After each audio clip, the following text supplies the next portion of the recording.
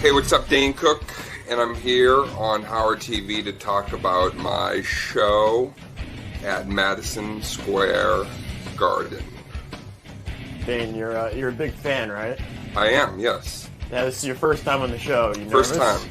You nervous? You excited? What do you expect? Not really nervous. I don't know what to expect because it's Howard, so you never know what to expect. But that's kind of good.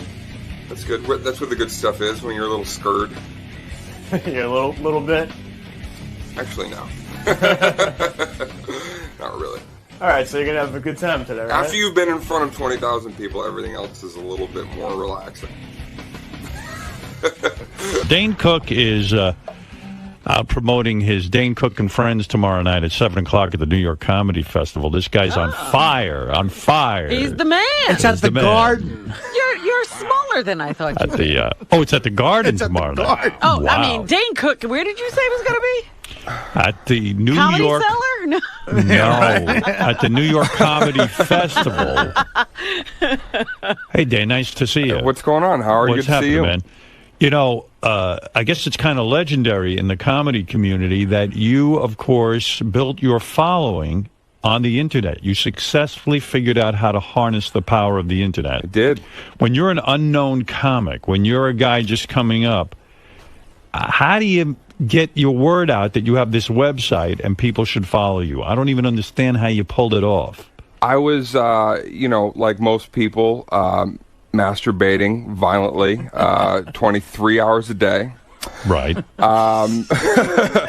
Violently masturbating. Like you were angry at your penis. That's right. Angry at my career. Right. Actually. How old were you at this point? When you were really angry at your career, you've been trying comedy, it wasn't going well. Well, this is 20 years, this New Year's Eve, and so I was like 27. Right, and it's getting to the point where you go, like 30 is a weird age to still be doing comedy and not get anywhere. I'm like college act, and I'm getting a little bit too old to, do the same kind of thing. So I just started sending out like links to my skits and stuff like that online, right. And it became like my thing. I'd spend half the day playing video games and the other half just emailing links and trying to figure out who my fans were online. And were people like your parents saying to you, this is a waste of time? Were they at the point where they said, listen, you're sitting at home, living at home with links, you're making links, and because sometimes I see people with links, and you go, boy,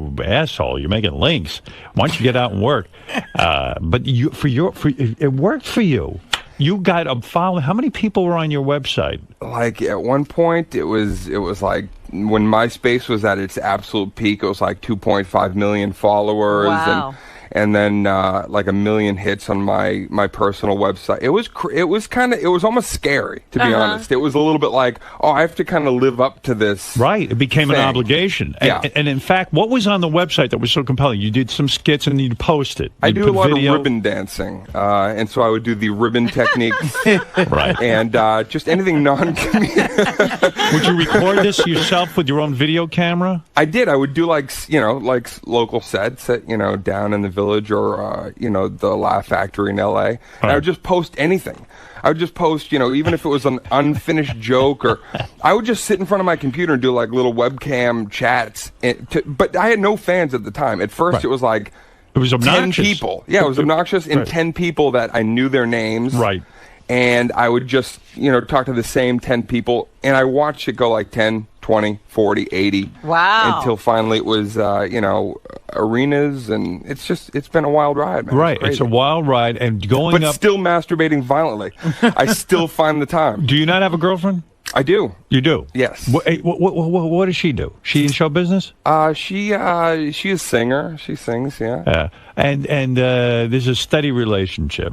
Were the rumors that you were with 𝗫𝗏 Simpson are just merely a rumor? Rumors? But usually where there's smoke, there's fire. You went out with her, right? Little dalliances here and there. But I would love to bang her. But I mean, as a guy who masturbates a lot too, that's a hot girl. I mean, she was beautiful. Beautiful girl. Why and didn't that also has to be some kind of a a craziness, because here you were 27 sitting in your room, and now you're with 𝗦𝗄𝗿𝗄 Simpson. Yeah, I used to masturbate violently to her. Right, and now you're with her.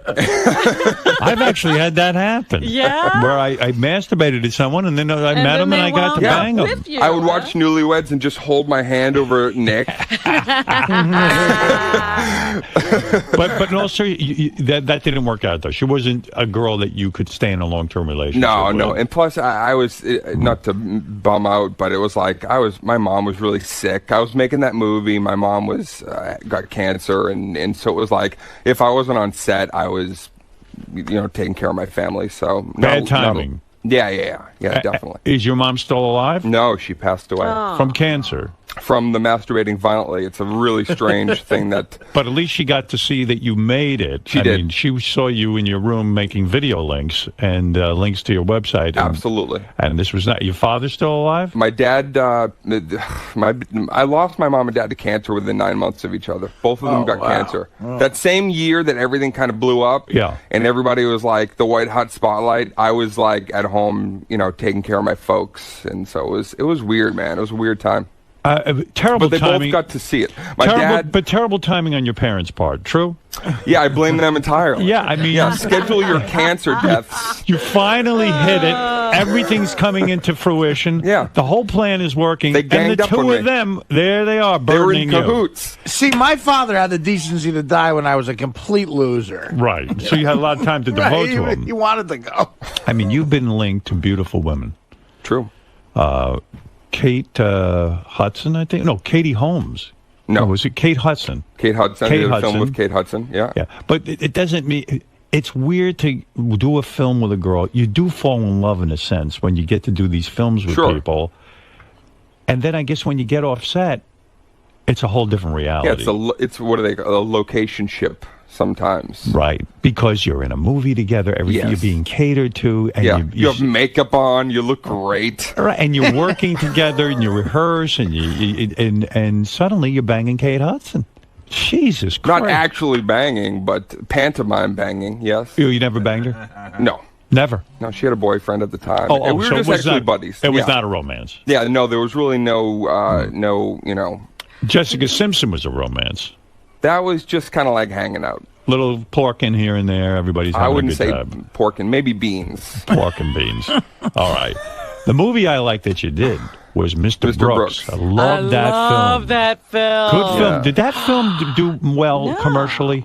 I think it made enough money to pay me. So why didn't that movie do well? It was you and Kevin Costner. Yeah. I think it was one of his best roles. Yeah.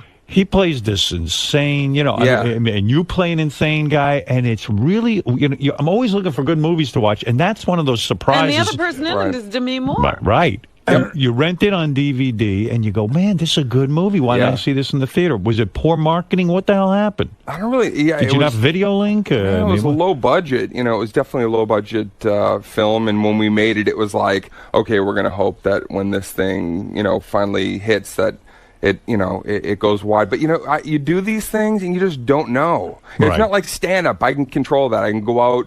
I know what I'm going to present. Yeah. And, your writer, director, sometimes, bouncer, Artie will tell you that. You're doing everything. You do a movie, and then when it's done, you're like, I don't even know what's going to happen. Did you ever write a movie? I did, yeah. Did you get to produce it and put it out there? I did some short film stuff, but nothing. Are you frustrated with the scripts you get in the sense that you're like, well, I'm at the mercy of some screenwriter? I would think you would take the matter into your own hands the way you did your stand-up career. Yeah. No, I did a few, comedies that were, that were decent, but more like highlight good. There's moments in them. Right. But as a whole, that's why I'm writing my own stuff now, and we'll see what happens. Were you popular as a kid in high school? No, absolutely. Were you loser-ish? Loser-ish, very introverted, panic attack. I used to have a tree called the throw-up tree on the way to school. and if I could make it past the throw up, which I never could, I'd be frozen. My hands would be tingling because the thought of being around people was just horrifying. You're antisocial in a way.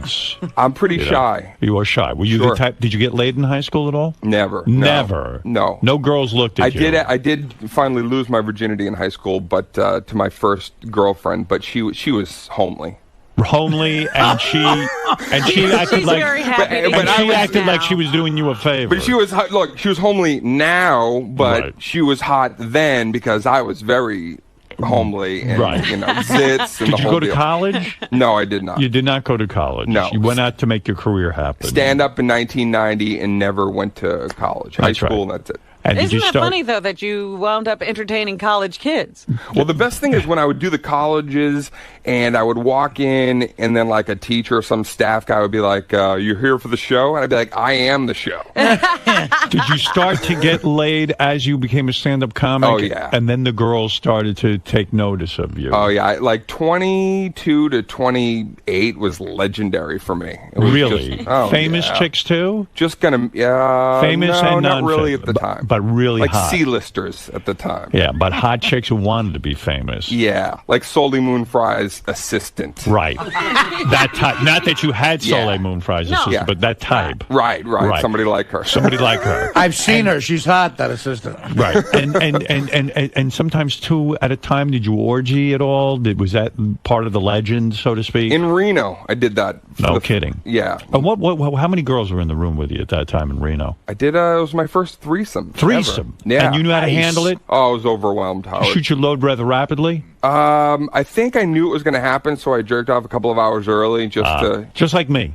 Yeah. Well, just like every guy. I did it just like you, too. Two girls at the same time. Did they know each other? The girls? Yes. How did they know each other? They were like prison, they worked at like a men's club and prison. Yeah, it was like they knew each other. You met them somewhere doing a show, kind of thing, and they said, "Hey, let's go back to your room and party." And before you know it, they're naked. They're in your bed. Yeah. And now, I guess one's handling your penis, the other one's kissing you. Yeah, I've got like Joey Lawrence hair at the time. Wow. I had this huge, like, Lethal Weapon mullet, just big hair. Does a time come where it goes to your head that you start to think you're even better than you are? Like that you're a superstar, you're God, No. Were you humble always? Yeah. You were pretty. I never probably to a fault. I should probably be a little bit more cocky about it. Embracing your success. Yeah. But you had terrible tragedy for not only your parents dying within 9 months of each other, but even worse, you got ripped off financially. And I guess the case is still going on. I know. I can't talk too much about it. Can I tell people what I'm talking about here? Please. Okay. You had a business manager who was your stepbrother or half brother? Yeah, half brother. In other words, this was your father's second family. My mom's my mom's ex-husband's son's brothers, something. You were close to him growing up? Oh yeah. You made him your manager. Made him manager. Bookkeeper. Made him your bookkeeper. Yeah. You're accusing him, I guess, of stealing millions of dollars from you. Millions. 3 million or something like that? Is that the right number? Up. Yeah. Is it 11 million? It's dancing around that number. Sure. Oh, God. Oh, listen, I got to tell you something. First of all, you hear the number $11 million. In order to realize $11 million, you got to make a lot of money. You got to make 22. And I think you seem like a pretty grounded guy. Yeah. In show business, it's fleeting. You never know how hot you're going to be forever. That was the nest egg. That was it. Once you had this $11 million, it gives you a certain creative freedom. Yes. A freedom in life. You can afford a home. Because stand-up comics, for the most part, don't make it. Oh, yeah. You beat the odds and you made it, and you acquired this $11 million. Absolutely. How does he get $11 million? I don't know, man. I still don't know the answers. You weren't watching the books. Well, he was my brother. Right. So how did you come to find out that this has got to be incredibly painful? Because he's the one person you want to be able to trust. That's the thing is, I can't really talk too much about it because I still don't know. He's in jail, and until the trial, I don't know the answers. It's still a mystery to me. Right. Will you have to testify? I'm sure when it finally comes to pass. Has he written you and said, "Listen, please let me out of this"? No, he's not even somebody talking. I talk to pretty much every day of my life. What a nightmare. Yeah. Oh, my And God. Somebody you how talk did to. you discover When you it? watch like a 48 Hours, like those were my favorite shows, Yes. and I used to watch those shows about people like Double Life and be like, almost kind of like, wow, that'd be kind of interesting to have that happen. Like it was almost so fascinating. Be like, wouldn't that be cool to have? I always wanted my family to have a deep, dark secret. I was like, that'd be great to, or live in a house that has like a ghost child running around, like murdering people. Just something crazy. You probably told your brother this. I probably did. You get a morbid That's curiosity. going to be his defense. Yes. I was just trying to make your fantasy come true. So in all seriousness, But how did you mean, discover it? I mean, when did you know that you were ripped off? It all happened literally within, like, at Thanksgiving of last year. Life was just hunky-dory and, coming off, my parents and all this stuff that had happened and starting a new tour. And then within a few days, everything just completely Hey, turned did you see around. the $11 million I had hanging around here? Is it true that you hired a business manager who then uncovered this, who figured out for you that a lot of money is unaccounted for? I can't really answer it because I don't know. I mean, I did hire a new business manager, but they didn't really discover. It was just something that kind of happened through a course of a few days. Just like absolutely everything I thought about this person was, I guess I should say allegedly different, but when it's over, I come back and tell you. No, understood. I feel for you story. because I imagine there's not too many people in life you can really trust and say, you know what, I trust this person with my life, And my isn't money. it great to take a family member along for the ride and to be able to the thing is, share everything with them? He was a corrections officer, Right? and he was even almost like killed by an inmate. And I went to him and said, because he has a son, I was like, I want you to, I don't want your son worrying about his dad, and so I'm going to double time it. I'm going to go on the road, and I want you to come work with me. And so it was like, this guy was a corrections officer. I hired him to, protect my money, not help it escape. Yeah. Well, I mean, what a nice thought, too. You're saying, listen, I'm worried about you. Let me take you out of your life where you could get killed. And it's a beautiful thought. And do you feel like not only betrayal, but do you feel like a dupe? I mean, it's the worst. Look, it was like an anvil to the head, but I'm one of those people, man, that just, what's next? I'm on to the next thing. I want to wrap it up. I want the truth to, come out. Surface, and that's it. And then, is the money gone, or does he have it somewhere? Is there a chance that you could recover it? I don't know. You don't know? I don't know. I mean, the Attorney General and people they allude to things, but I can't know much. It's a family case, so I can't. Has it split the family? No. It hasn't split the family? I have 5 sisters, and everybody is like, they know what I'm about, and everybody's just like, they can't believe this guy. If he is convicted, how far would the sentencing go? How long? I don't know, because it's a state case, so it's like, I know that's different from if it was a federal level, but yeah. Sometimes you get more time for that than murder itself, because we value property. I'm learning as I go, but it's been it's been a wild year, to say the least. I'm sorry about that. I mean, that's got to be really, really awful. I mean, to lose your parents in 1 year and then have your brother allegedly do this to you is unbelievable. Yeah, it sucks. Did you ever feel any guilt putting him in jail, or none whatsoever? No, I'm one of those people. It's like, if karma gets you, and whatever you put out there is going to come back.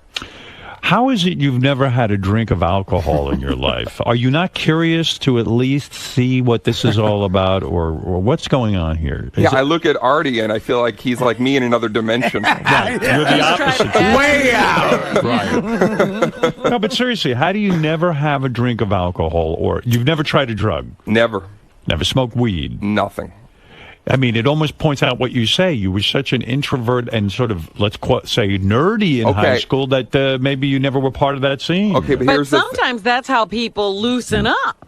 Yeah, that's true. But here's the thing: is I knew even when I was like my best friend in school was like, he was like the biggest, you know, he was drinking Jaeger before classes and he was getting stoned. We were like Goofus and Gallant. It was like, I was like the Halo guy and he was, and he, you know, and so we were buddies, and but I'm like one of those people, I'm not competitive outwardly, but I'm really competitive with myself. And if I did coke, I would have to be the most coked guy in the room. Right. You'd want to be the best coked Golden guy in the God world, right. on the roof. So, in other words, you know your personality is such that even if you drank, you would become an alcoholic. If I do something, I'd take it all the way to like, you know, insanely ridiculous levels. So there's no moderation, and there's no way you fear in a way taking a drink. I don't fear it. No, I think I'm gonna wait. I'm like 50 and just do heroin and meth and everything.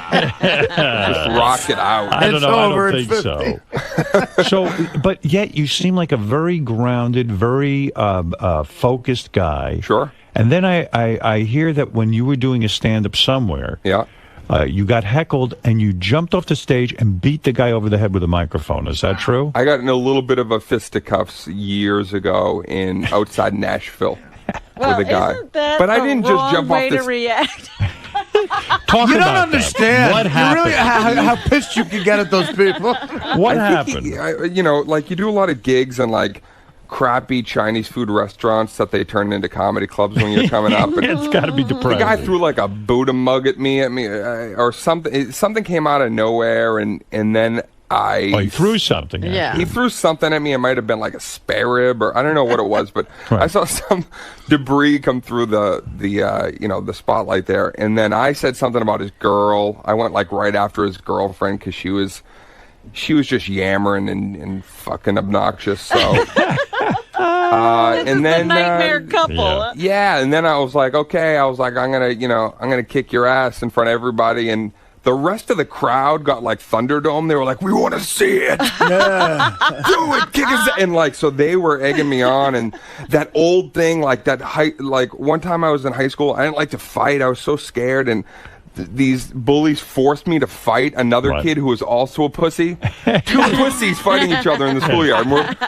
We're literally both like hitting and being like, "Are you all right?" You know, like we're crying and like, God, such a gladiator. Are you all right? Like the it was like Sean Penn and Bad Boys. You know, feeding like the Romans to the. Well, go ahead. So I ended up getting in like this, this physical confrontation with an audience member, and wow. And did you kick his ass? No, he kind of kicked my ass. Yeah, how hard? But I did get a good shot in with the mic, and it did that nice feedback sound. But you were brave. I did. I had to, stand up for myself because it was, you can't have a spare rib thrown at you during a show and not. Now get back to this financial thing for one more question. Because I forgot to. Do you now have money, or are you bankrupt? No, I have money. You have money? Yeah. I mean, I continued to tour even beginning, before that happened and then throughout. So it's, I've been pretty blessed that I have great fans. And yeah, sure. I'm in a good spot. I mean, it's unbelievable. What do you think of comics who are working, and is there a certain age they should give it up, hang it up? Like, if they're not making if it? a guy hits 50 years old. I was doing gigs, Howard, with Rodney. I used to host for Rodney at the Laugh Factory, before he passed away. Sure. Still, when he would come in with an earpiece on, and his girl would sit up in the balcony and are you gonna go into the thing about the your wife and the sexual she would feed them the lines, and really he was still killing. He would kill. Rodney would kill, and he would do that thing too. It was like, it shows you how comics were all a little insecure and fucked up. He would come in, I would host, and he would always do this thing, Rodney, where I would have to say, "Ladies and gentlemen, we have a legend here, Rodney Dangerfield," and Rodney would stand up, and he would do this, and I would say, "Rodney, would you come up for a minute? Would you come up?" And so it was all planned. Yeah, he had to have this. And he'd say, no, and I would have to say to the crowd, "Do you guys want to see Rodney?" And they would go, "Yeah," and Rodney would kind of do his thing, and then, "Come, Rodney, you're gonna," and I was making him come up, but every time. Did he need that because he he wanted it to seem spontaneous, that like all of a sudden he just came up and blew away the crowd, or did he want it because he didn't really want to be in a small club and he was just doing everyone a favor? I think it's like that thing where I know if you don't do stand-up for a little bit, not only do you get like, you feel like a newbie all over again, but you just feel like, do they care? Or they get, this... Rodney was insecure to the day he died, is what I believe saying. so, yeah. Wow, isn't that something, with all of his success? Yeah, man. And all the But movies I believe and you everything. can do stand-up until you're, Why is it important to you as a stand-up comedy guy to... I see guys do this. You beat Dave Chappelle's record of staying on stage for over 6 hours. There seems to be some sort of longevity. What is the reason for that record? Yeah, why do you need to do that? I don't understand what the thing is there. It really wasn't. It was a local. It's not a world record. I think some dude in Europe stayed on stage for like 9 days or some shit. You were on 7 hours. You did 7 hours straight on stage. I did. Holy shit. Is that hard for the audience? I mean, I don't care who you. I don't care if you're Steve Martin. I mean, it's 7 hours on stage. Yeah, it was ridiculous. Yeah, I mean, it's crazy. Why did you do it? Because it was okay. There was a record at the Laugh Factory that Pryor had set like 3 hours 50 minutes, and then I had done like 4.5 hours years ago, and then Chappelle came and was like, "Man, I'm gonna break that Dane Cook's record, man. Give me the mic." And so he went up and he did 6.5 hours, but if you know Dave, like 4 hours of it was like lighting a cigarette. Yeah. Very, Moves, got a very slow slow pace. and deliberate. Moving a stool for, Right. Dave's got like, "Man, I'm gonna move the stool, man. Blow a smoke ring, man." It's a good bit. So when you're growing up, who is the person that inspired you? Steve Martin. Steve Martin, right? That was the first. That was the comedy album that I held on to, and my sister saw him at Madison Square Garden, and I remember the night she came home. I was 14, 15, and she said, "I just saw this guy, Dane, and he stood on stage," and she told me that he did this, 20,000 people, and I said, "I'm going to play Madison Square Garden someday." Was anybody in your family a comic, or where do you get that from? Everybody was kind of funny. Right. Yeah. But it either takes funny balls- or stealing money. But it takes right. But it takes hilarious. balls, which is funny if you're not the guy getting stolen from. Well, I mean, it does take balls to get up on stage that first time. Were you horrible the first time you got up? Yeah. I mean, yeah. The first few years are just absolutely, cringeworthy when you kind of watch it back, but yeah. I feel like a lot of comedians are jealous of you. I think maybe it's the internet thing and the tremendous success with playing stadiums, right?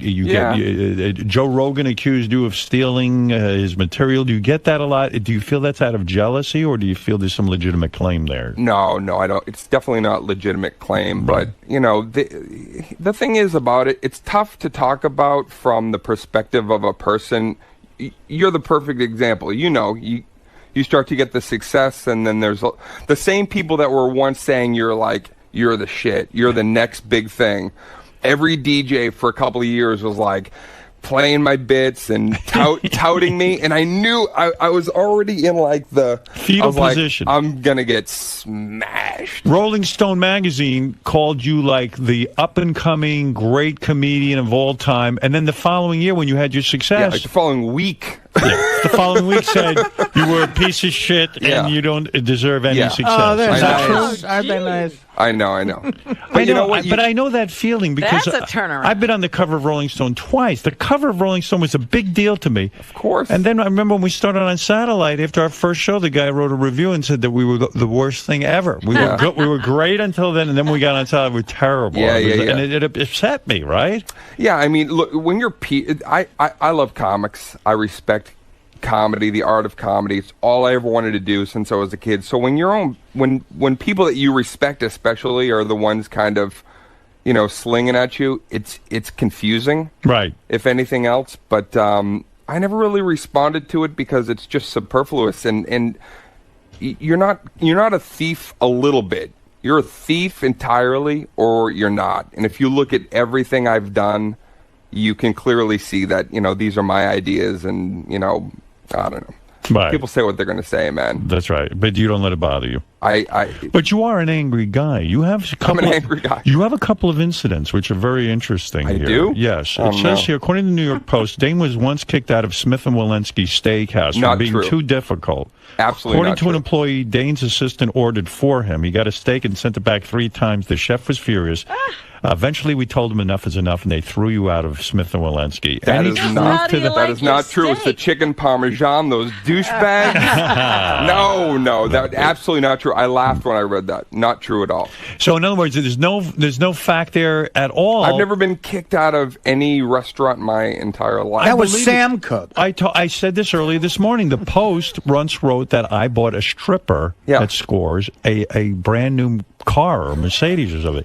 But when you're famous, you have to actually ask yourself, is somebody impersonating me out there and doing these things? Yeah, I mean, that's kind of... But when I read that, I'm like, okay, not only is it a slow news day, but they're like, let's make up some real boring slow news. It's like, pick an A-lister to lie about. As of June 2007, Dane was single. Then he dated Costa Rican singer Raquel Houghton. Yeah, that sounds hot to me. She's beautiful. I'm with her now. I'm back with Raquel Houghton. Are you living with her? Girlfriend? Yeah, she's beautiful. And she sings. Oh, she sings. Except she just had a tonsillectomy that went wrong. Yeah. And she was hemorrhaging and bleeding, and she's not singing right now. But she will be able to again? Yes. Tonsillectomy. Yeah. What got caught in her throat? This is a hot chick. Are we marrying this one, or is no way you'll ever get married? Because I don't know. I don't know what I feel about marriage entirely. But you in love with her? Yeah, she's cool. You're in love. Yeah. Look at this. Yeah. That must be awfully good what you're getting over there. I don't masturbate violently anymore. I got to see a picture of this chick. I masturbate lovingly. Young chick? How old are we talking about? 17. 17, no. Nice. From Costa Rica. Those are impressionable girls. Oh, those she's Costa beautiful. Rican. Very, very nice. You met the family? Oh, yeah. Hey, this is the greatest. 2008. Jessica Alba, I guess you worked with her on a movie. I did. Hot chick, right? Mm-hmm. No interest in her? Oh, yeah. But she had a boyfriend. She had a boyfriend. Yeah. No chance for romance. No. She says, and this is what I would do on a film. She says that you purposely did a lot of extra love scenes and nude scenes with girls in order to, mess around with the girls. Oh, my goodness. Purposely did nude scenes. Jessica accused you. I purposely wrote nude scenes. Just accused undressed. You and other cast members of tricking female extras into shooting unnecessary sex scenes for their own enjoyment on the set of Good Luck Chuck. Yeah, this sounds legitimate. Now, why would she say? Did you get along with her when you made the movie? Oh yeah, she's cool people. Did you ever call her up and say, "Why are you saying this about me?" I did. So what did she say? She said, she wrote me an email back saying, things are misconstrued and the entire thing wasn't quoted, and I'm like, what was the beginning or ending of that quote? Hey, watch me be ironic. Hey, I'm about to go into Bizarro world for a minute. Let's. I mean, if you were going to do that, do the scenes with her. You know what I mean? Yeah, no, I don't know anything about what. I mean, because that seems kind of, seems kind of sleazy, and it's a really damaging accusation. I think. Yeah, it really is. Yeah, who would do that? It continues to show up in print every time you want to do an interview. Right. Yeah, no, that's the whole thing is, all this, that's what's really interesting is like everything sticks on the internet. Everything is fresh news, like even the Joe Rogan, like I have nothing with Joe or even like Louis C.K., like we worked all that stuff out. Louis C.K. was another comedian who gave you shit and said you ripped off material. Yes. And you called him and you said, look, here's what I'm doing. I wrote him a passionate email, just talking about everything, putting it out there. He wrote me back, and we were sitting on a couch a year later at Comics Come Home. Good set. That's right. The internet, fans get in, and they like the internet. The very thing that helped your career can also hurt it. Yeah. Yeah. Absolutely. What do you mean that the Jessica Alba thing? I don't think I would have let her off the hook for that because that's not cool. That I don't like. Really creepy. Yeah. What do you think? I mean, how can you take that in stride? Because if somebody said that about me, I'd be really hurt. I really would. I know, but Howard, if you kept everything that everybody said about you on your mind, you would. But wait a second. Here's a woman you worked with. Yeah. I mean, you develop a certain respect for each other, right. I assume. But she said 10 other really wonderful things, or during junkets, she said amazing things too. So I don't know. Maybe she was having a bad period. I don't know. But to say, hey, Dane was doing unnecessary sex scenes, it was pornography. Well, I did. I like I said, I reached out and I said I thought that was uncalled for, and why would you? I think she should issue a retraction. What do you think of that? Well, she did to me. Yeah, great. This I like about you. You say that you have incredible phone sex skills. What are you talking about here? Because I'm bad at this phone sex. Yeah. You're saying because you're on the road with your comedy all the time. Sure. Not Jessica Alba, the Costa Rican. She's away from you, I guess. Yeah. She doesn't travel with you all the time. Right. You call her up and you begin this phone sex. Oh, sure, yeah. And you're able to beat off with her saying dirty things How to do you. you initiate? I think that's so hot. What's the matter? do you- Oh, let me see a picture. Here's a picture of your girlfriend I've never seen. And then you can start. Oh, Jesus Christ. Yeah. Look at this. From not getting laid in high school. Wait, I Artie? know. Let me see. Robin? I think I might have seen a picture of her somewhere. But Hold let me it a see if it's the second. same one. This might be one of the hottest chicks on the planet. Look at that. Yeah. And those are real boobs, right? Yes. Look at this. And look at For this. Wow, now. For now. Robin, What? you'll go get Wow. her. She's hot. She's lovely. The only thing bad about Well, this I'm picture is happy for you. the only thing bad about this picture is the Red Sox hat. That's it. Yeah. Let me see that. Red Sox hat. No, that's a looker. You can't see that, huh, Robin? No, Yeah. I can't. Boy, I Yep. like her. I look forward to ruining this relationship. Will you ruin it? No. But maybe for the bits. I've done that. Everything's for the material. And you have phone sex with her? Yeah. Is she good at it? Yeah, she's good at it, but I think I'm better. Well, what do you do? you What ever do you say? Do you ever feel ridiculous having Yeah, phone sex? I wanna hear. I get self-conscious. Pretend you're talking to Robin on the phone. What do you mean? You get nude in the bed in the hotel? You know what it is? It's just, first of all, I have a very wide vernacular, so I know a lot of interesting You watch words. a lot of porn. Know a lot of the slang, the jargon. I'm a bit of a verbologist. Yes, but with girls, you got to be careful. Like, you can't say like You the word can't cunt. creep them out, right? yeah. You 'Cause- can. You can? If you say it lovingly, like, oh, baby, you're a cunt. Yeah. Like, That's the move? but you gotta. I wouldn't even try that. Let me try I that. think he's You going to gotta- get you into trouble. Let me try that. Oh, baby, you can't. No. No. No good? What was the difference? I don't know. You sound like you just sat on something. I love you, pussy.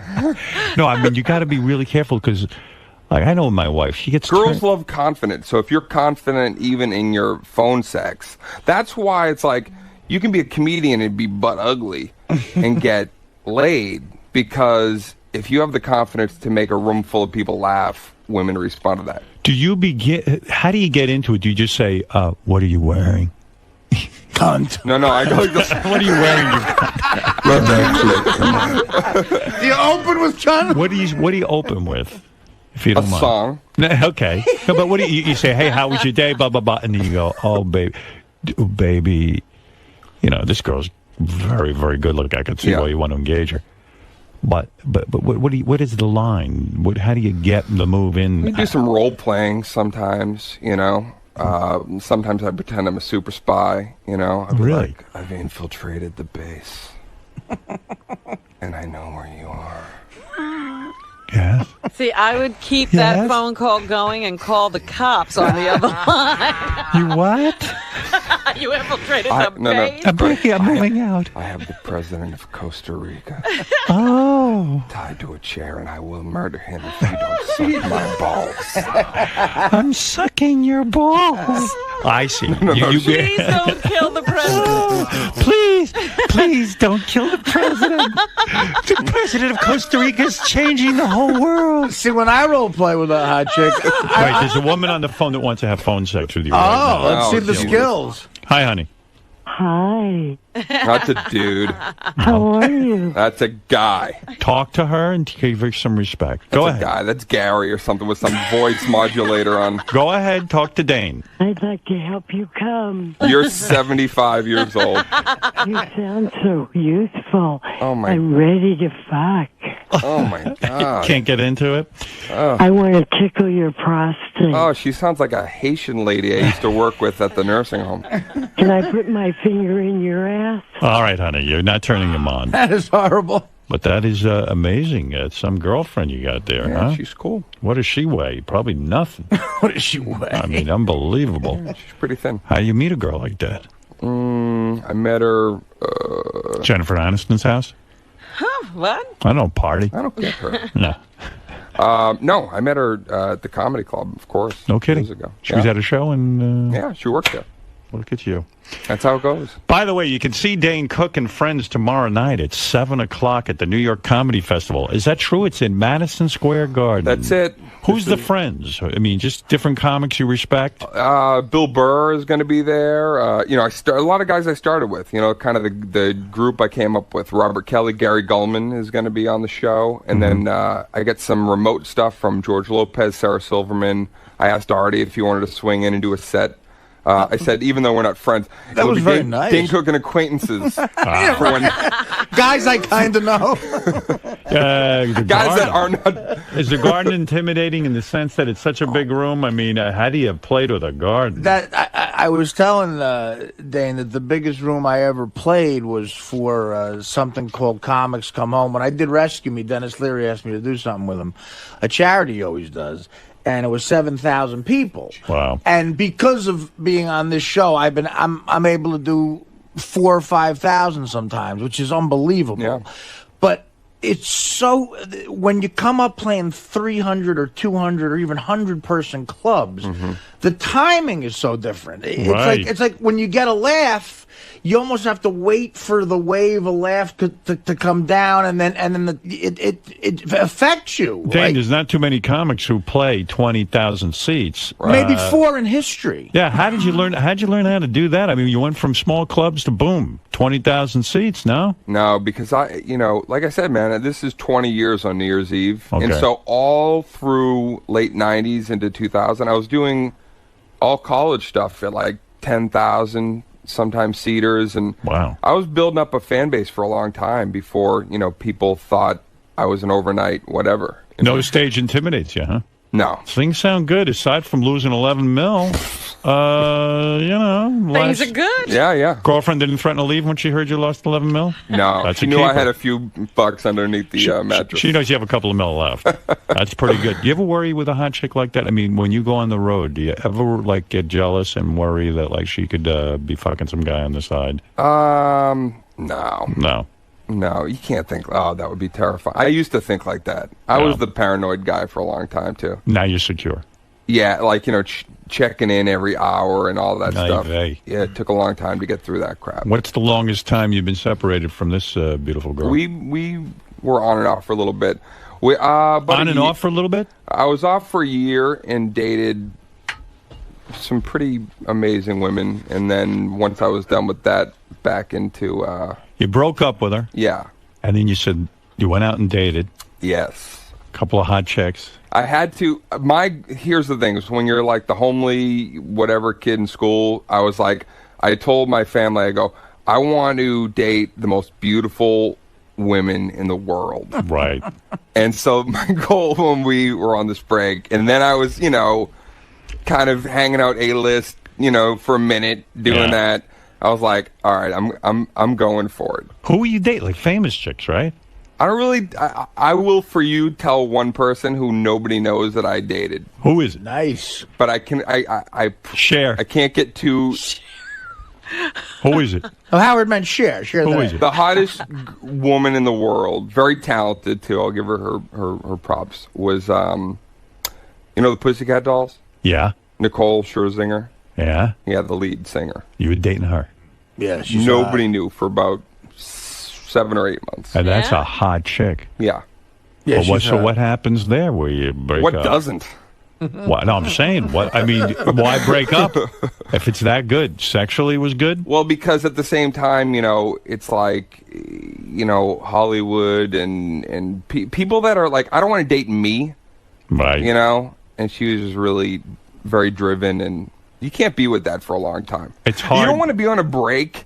You don't want to be on a break and have to be like, I just want to fucking come home and sit, play some video games, and have your girl be like, oh, I'm in Morocco. Right, you want to be with her. You gotta come see me. I'm in Nice, France. Right. Hop on the... It's like, I'm a homebody. When I'm not doing shows, I just want to relax. And this girl, she's with you. But that was it. It was like, okay, she's cool.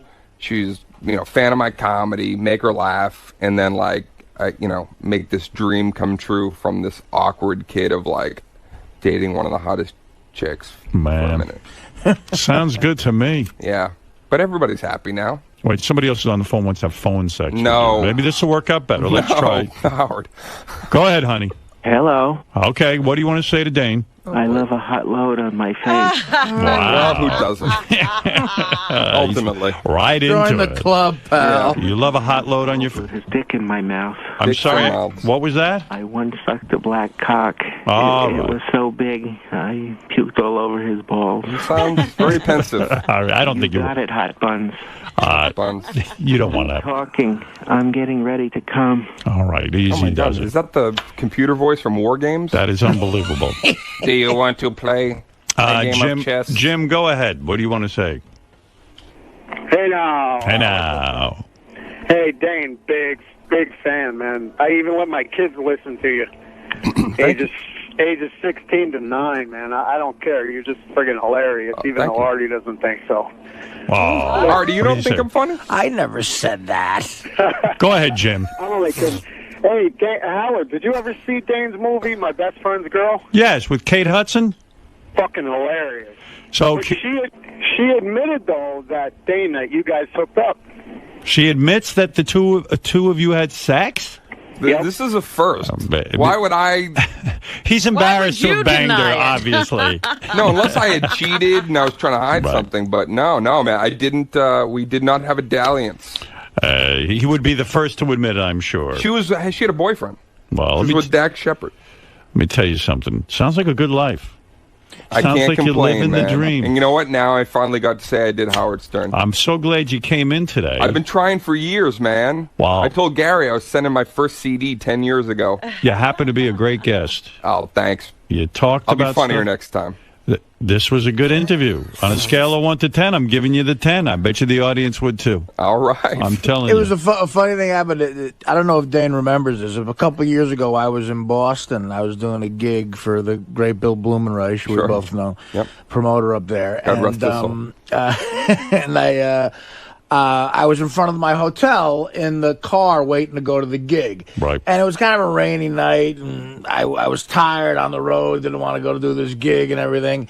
And I guess Dane was in a car right in back of me, and he noticed me walking in. I had never met him, and I hear a knock on the window. And it's Dane Cook, and he said, "Hey, Art, I just wanted to say hi." And I said, "Hey, Dane, how you doing, man?" He goes, "I'd love to come on the show sometimes, or Howard like it, blah blah blah." And he said, "Where you going?" I said, "I'm going to do a gig out in New Hampshire, stand-up gig tonight." I said, "Where are you going?" He said, "I'm going to make a movie with Drew Barrymore." He was on his way to the set of like an $80 million motion picture. Hey, Dane, are you friends with these people in the sense that like you go to their parties? Like you don't party with Drew Barrymore's house? I imagine there's a real wild scene going on. No, man. I'm like I do my shows and the show's over. I'm like I'm kind of homebody, Yeah, but when you live in LA, that's what I was wondering, because you were talking about making these friendships on the sets. Do you keep these friendships? When celebrities were like I used to hang out at the Laugh Factory, and like you'd look and like Bruce Willis would walk into the club next door, or like Halle Berry. I'm talking about. I did that, But then, but you don't get to go change, and you're Spencer. You don't hang out with Spencer and fucking reality. I don't mean that, but you don't get to go to Angelina Jolie's Christmas party at Brad's house. I get invited to a lot of stuff, but I'm selective. I don't. I've never been invited to Angelina Jolie's. You don't go to David Arquette's house every Sunday in Malibu for the big party. You're not playing basketball with them. You don't play at Gary Shanley's house. Oh yeah, the big badminton tournament. Gary Shanley has a badminton tournament going on. All right, listen, it's good to see you still have your head on straight. Thanks, man. I haven't gotten carried away. Where are you off to next to promote? I understand you got a very busy schedule. The tour rages on. It goes all the way through to, when I hit, like I said, 20 years, it'll be my hometown of Boston on New Year's Eve at the Boston Garden. And today you're doing a bunch of promotions as well, right? You're doing a bunch of interviews. Yeah. Where are you going to next? That's what I want to know. 𝗦𝗵cie𝘄, baby. 𝗦𝗵cie𝘄. She seems to be on the rise. Oh, yeah? You're going to talk to her? Yeah, she's apparently a model who has a talk show. No kidding. Is that but right? everybody, it's the hot thing. Will you seduce her? Will I seduce her? Yes. If she wants me to do the phone sex, then I... It was good to have you here. Thanks, man. Yeah, really enjoyed meeting you. Hello. Dan, how'd it go, man? It was very good, man. I had a good time in there. Finally busted my 𝗦𝗵cie𝘄. I've been trying to get on here for 10 years. Yeah, he said he wished you would have came on earlier, and he said you were a good guest. How does that feel coming from Howard? Very good, man. This is the guy who meets everybody. Howard knows everybody. So getting the thumbs up is, I'm going to have a good day today.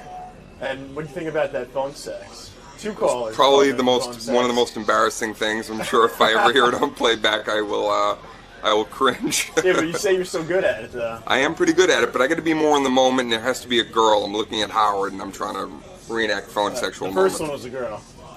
I don't know about that. That was an old girl. She's dead, but she was a girl.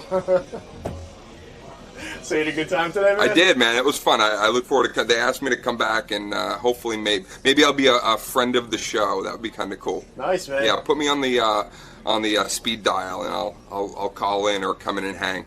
Cool. All right, thanks. All right, you got it. Later.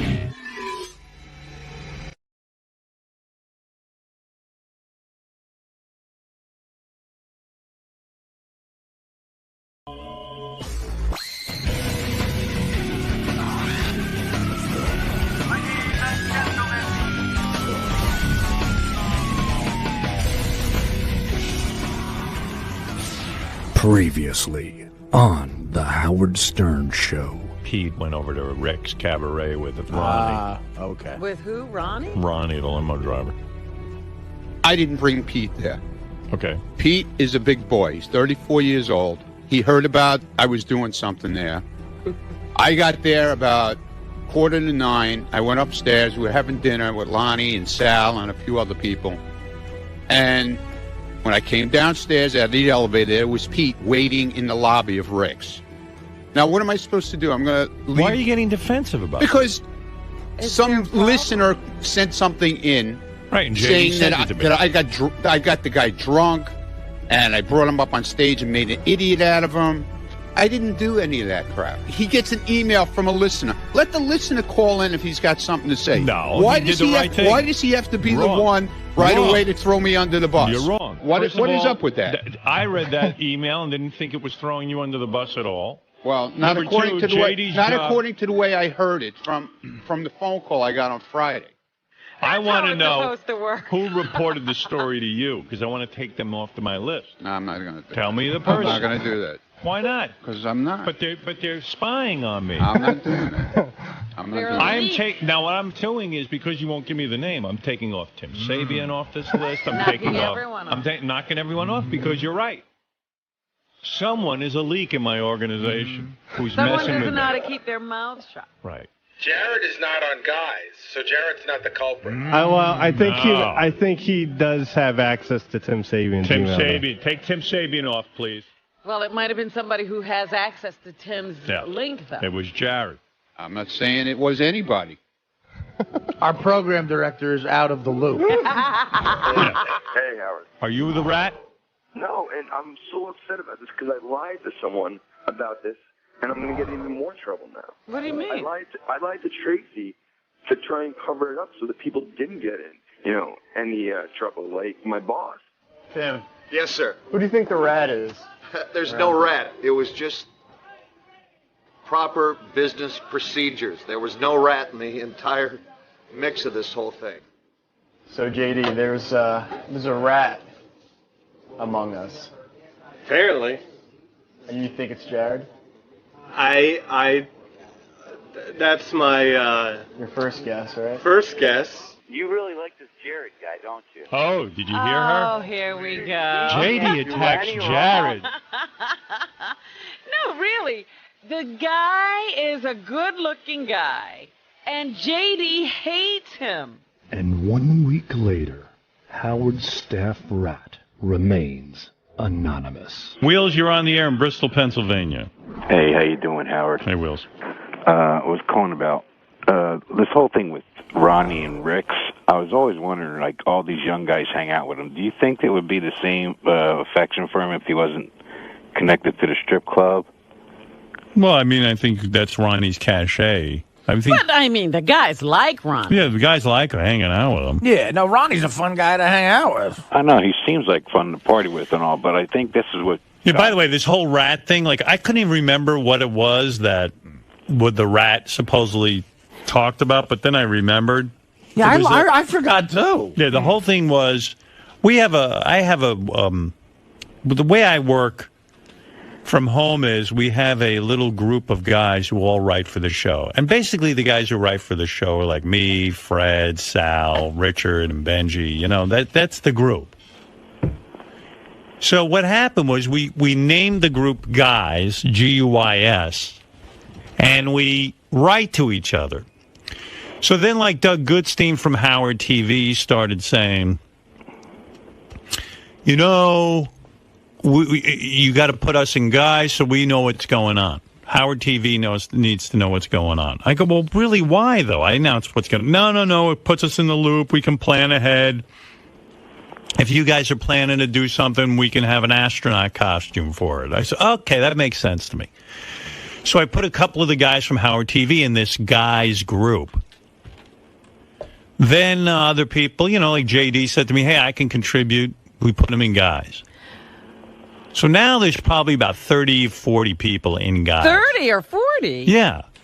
Wow. But it kind of worked. Like you wouldn't believe it. Like Scott, the engineer, sends me a lot of good stuff. Mm-hmm. Like he reads the paper a lot. He goes to these weird websites and finds a lot of interesting things we actually end up talking about on the show. So it makes sense. There's a lot of contributors there. Richie Wilson, I noticed. Richie Wilson's you. Yeah. Richie sends me tons of stuff, and it's always good. And yeah. So you don't want to cut down the guys? Well, no. I mean, because people contribute in different ways. So then what happened was we get an email that Ronnie was at Rick's Cabaret with Pete. And medicated Pete. An intern. The intern. So one of the people on the guys list read this thing and said, uh-oh, called up Ronnie, said, hey, I just read a piece of email that came in. And Ronnie, there might be a problem because you were there with an intern and Pete and this and that and the other thing. So I got a little miffed because I said, well, wait a second. If you guys are going to read the Guys thing and they'll go report to people what it says in my Guys, I gotta stop that because I don't want it reported on. Am I explaining this accurately? Yes. Okay. Perfectly. So I got pissed off and I said to Ronnie, okay, who told you? Which guy from my group told you this? And he goes, well, I can't tell. I don't want to rat him out. He was just trying to help me. So Then I said to Ronnie, well, aren't you loyal to me? Shouldn't I know who the rat is? And then Ronnie got so defensive and worried about it, it was driving him crazy. Meanwhile, if the guy who had told Ronnie had just walked in and said, hey, listen, I'm sorry, but I thought that Ronnie was doing something wrong. I had to alert him. Right. And I won't do it again. But the guy who told Ronnie got really scared. And he told Ronnie, don't give me up because I'll lose my job. Because now he thought he was in danger. He thought he was in danger. So everything got really scary around here. I know exactly who it is now. So then Ronnie wouldn't tell the name. Right. And I told Ronnie, you're being disloyal to me. You got to tell me. Meanwhile, I don't even know that I cared that much. I just thought the whole thing was funny. Yeah, it was funny because it was like a prison thing. Yeah, so everything got really crazy. So I said to Ronnie goes, this is crazy. This guy should come forward on his own. Why do I have to do this? Right, Ronnie's falling on the sword. The guy should come up and say, I am Spartacus. Right, so meanwhile, Ronnie was saying, look, I'm not going to give up the guy's name. I'm no rat. But meanwhile, he kind of forced the guy to... Well, that's what he said. The guy, he needs to come in and step up and take the weight. Which Ronnie was right. Because Ronnie was going to have a nervous breakdown over it. Yeah, Ronnie was not handling it well. Ronnie was on the wrap-up show saying he was quitting his job. I was like, what are you, crazy? He was saying he was going to quit? Yeah. He said, that's it. I'm leaving. I can't take it anymore. Everything's coming down on me. Why is he so... I don't know. Drama queen. I don't know. He was being a drama queen. Very good word. You can't have any fun with him. So I was about to leave here on Thursday, and... the rat stepped up? Well, came to me shaking, like really upset. Like I would say on the verge of tears. And I was just like, oh, this is too crazy. I just want to get the fuck out of here. Come on, that would have been great for the air. Oh, my God. I was just like, I just want to get out of here. Now I got to hear this. Like I wanted to leave. Who was it? Well, wait. I'm moving in a rush. You got 10 hours to kill. So I go, I didn't even want to deal with it. So I go, listen, blah, blah. Blah, blah. I don't even care. I said, the only thing I'm pissed off is now Ronnie feels good and the whole controversy ends. The wrap-up show was doing shows on this. The Superfan Roundtable was doing shows. Ralph did a whole thing about who they think the rat is, their top 5 picks. Oh, who were their top 5 Oh, my God, so many different picks. And were they anywhere close? I don't want to say because that'll give it away. Oh, stop. So anyway, you're telling me you're not going to tell me who this Wait a rat second. is? I want to talk it over with you. So I'm standing there, and the guy, and you know what? I love this guy. He didn't mean anything bad by it. And I told him, don't worry. I'm not taking away your job. I don't take away anybody's job. He was never in fear of losing his job. No. There was no... But he was. He was about to lose his place on the guys list. Well, that's all. He thought he was out of a job because... But you never threatened that. He thought he was out of a job if he came forward. You never fire anybody. I know. Fire him. I'm like a jury. I feel bad for the guy. Bunch of pussies. Yeah. Bunch of pussies. Go ahead. Say it louder. Don't whisper it. Right. All right. Even now, coming up and ratting himself out in secret. Well, I went home and then I said, shit, I wish I had had more time to deal with it. Because at least I would have sat the guy down on the couch and say, look, man, I'm not taking you off the guys list, but can you cut the fucking shit? You know what I mean? Like, don't be the police around here. If you're going to be able to read my confidential writings and stuff we plan for the show, you can't be blabbing to people about it. But I just wanted to get out. So I go, listen, I'm not firing you. I'm not mad at you. Just don't do it again. Goodbye. And I left. But then as the weekend went on, I got more and more, you know. Well, fire him now. No. So anyway, I don't even know. Who do you think it is, by the way? Brian Phelan. Now, what made you say that? I just think he's really a good friend of Ronnie's. Go ahead. I'm sure he's on the list, isn't he? Yes, he is. And, yeah, and I think he'd be the kind of guy who would say, oh, my God, I'm going to lose my job. From and, Howard TV. He's got a family and the whole thing, and I think he'd be the kind of guy who'd be really freaked out and scared. But I think that feeling would go away after 2 Schlitzes. Right. Who do you think it is, Artie? Me, again, God, this is hard because the person I'm going to say I do like, but I think it might have been Doug Goodstein. Goodstein? Yeah. What made you say that? I think because Doug is a guy. He's a good guy, and he knows how to produce the show, and he knows how this show operates. And I think he and he is that type. He's the kind of guy who will. He's not as bad as like a Stuttering John, but I think Doug knows you very well. And he knows what could create something fun. And I think Ronnie and Doug have a bond a little bit. And it was interesting to me how Ronnie was so loyal to the guy. Right. So, Well, I'll tell you why. You think he wouldn't be that loyal to Brian Well, Phelan? I'll tell you why Robin is wrong off the bat, because I do remember this. Brian Phelan's not on Guys. Oh, okay. So he's Right. not. That's what. Then you should Right. have said that. He's not on Guys. Now, I just got to note, the whole back office thinks it's Tim. No, it's not Tim. How do you know? Because he made a real issue of saying it was not him, and I think he doesn't lie. But by the way, everyone around here has made a real issue of saying it wasn't them. You know what? And now that Artie says Doug Goodstein, Doug is the one person who didn't say he didn't do it. Yeah, well, I mean, I'm just saying, first of all, it would be really surprising if a middle management guy in a corporation lied, Robin. You're right. But I don't know. I'm just saying, I'm not nothing against Doug. If I had to say it, I would think Doug might be, he might think that was funny to create and do it. I would, now look. And he's on Guys. Who do the guy, Howard TV has a collective thought. Who do you guys think it is? We think it's Jared. Jared. Oh, but I thought Jared had been cleared.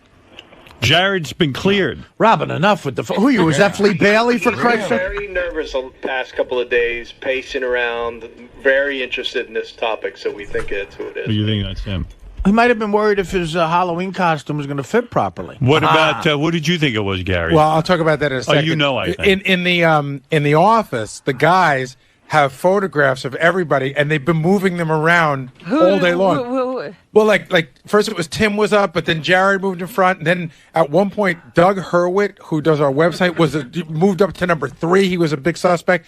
Because it was also like one of the theories was whoever did it must be a guy who likes to go to strip clubs but doesn't really have the entree to get in. Right. So maybe trying to get into Ronnie's good graces, and so they're moving everything around. But before, I would like the guy to just walk in here and man up. I'm going to tell you that I had a conversation with the person on Thursday morning. Right. We were talking about a lot of things. It was a very sort of serious conversation. And it was one of those weird moments where within it, the person admitted it to me without even knowing it. Yeah. You said he was like Fredo. You know the scene of Godfather 2 where Fredo goes, me and Johnny Ola were here when they're in Cuba. And Michael goes, oh, my God. That was the moment for me.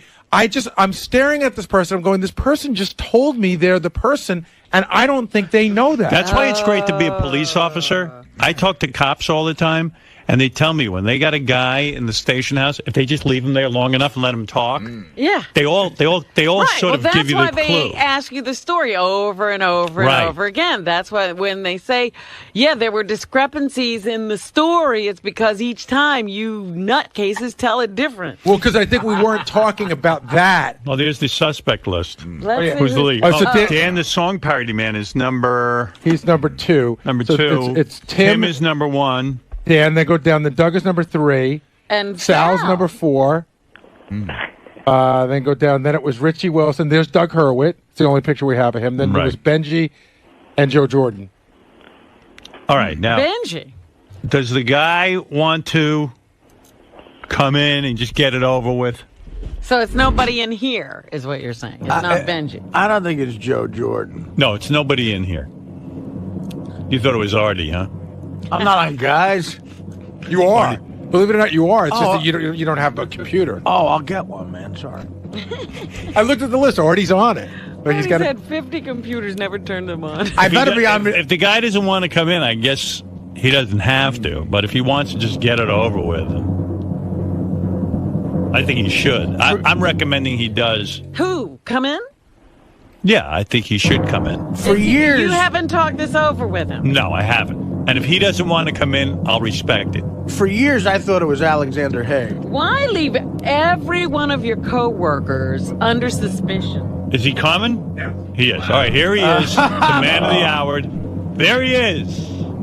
Come on in. There's nobody there. He left? Pussy it out. I saw a guy walking down the hallway that was it, and then they just made a left turn. You know it was it? You know it was the guy? You know who it is. Oh, okay. How do you know who it is? Oh, because the guy Fredo'd. The guy Fredo told me. All right, so maybe he's uncomfortable coming in. Get in here. You got to make him come in.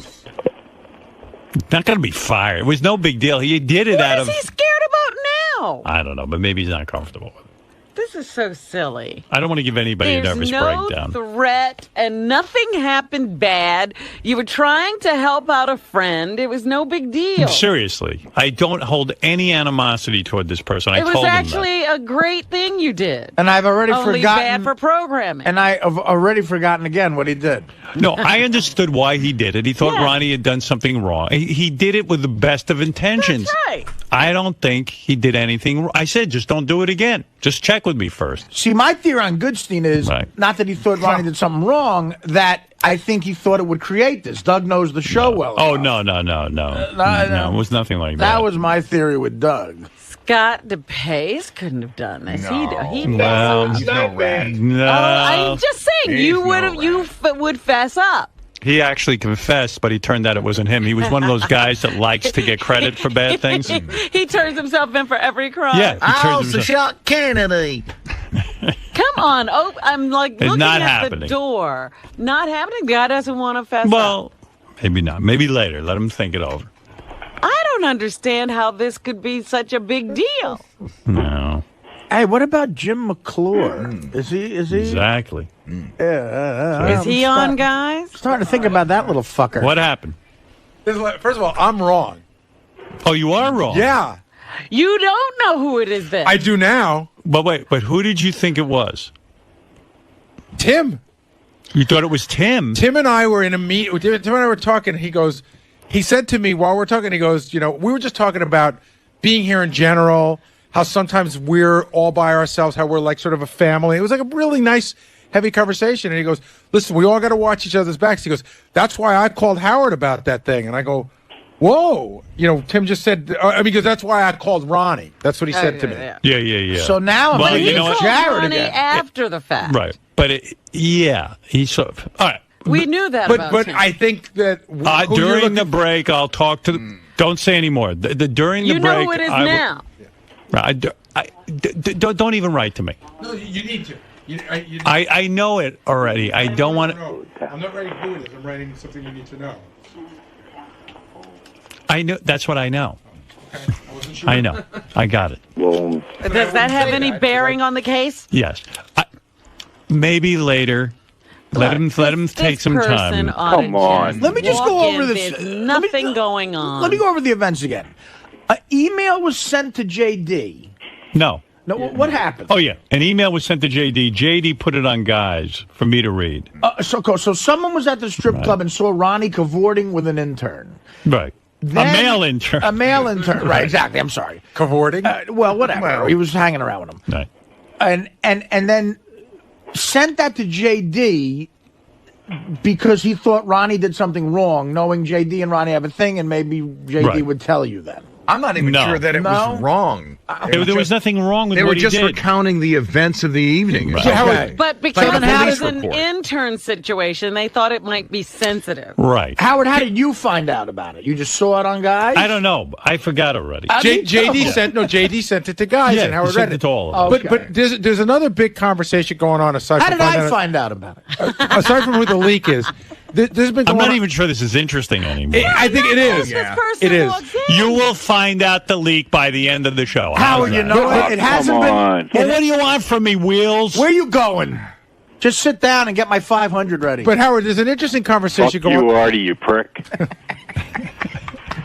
There's an interesting conversation going on in the back office that got reignited later on in the week, which is, do you think it was a dicky move for JD to send that out to guys? No. Because a lot of guys think it was sort of like... No.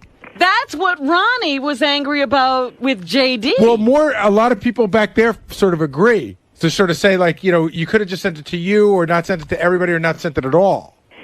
All right, listen. But he, in JD's defense now, he said he called JD did the right thing. Tracy to make sure that it was okay to put it on guys. This is mail that is really sent into the show. Anything interesting should be given to me. I can't read through every letter. So if a guy sees something I don't see, he should send it to me. That's the end of that. Yeah.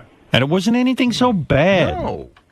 When you found out, did it surprise you who it was? Did his judgment surprise you?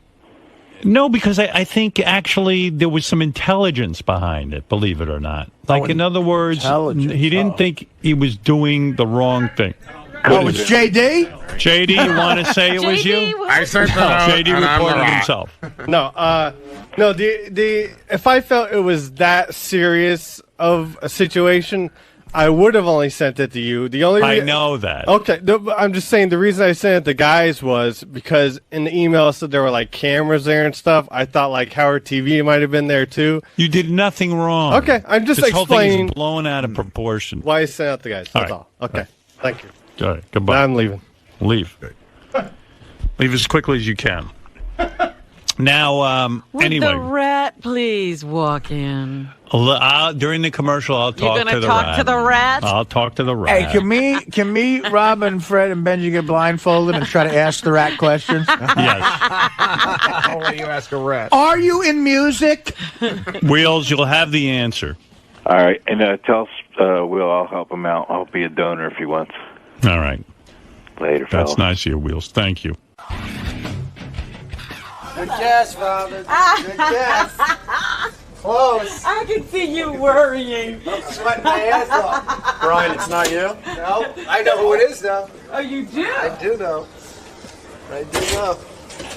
So, Brian, Robin... Yeah, Robin thought it was me. Robin thought it was me. I do have a friendship with Ronnie, but I am not on guys. So, I am clear. I got cleared of all charges. Did that bum you out that Robin thought it was you? I thought it was weird that she did. It didn't bum me out, but I thought it was weird that I was like, wow, I got picked out of the lineup. But no, I'm okay with it. I'm just happy to be announced.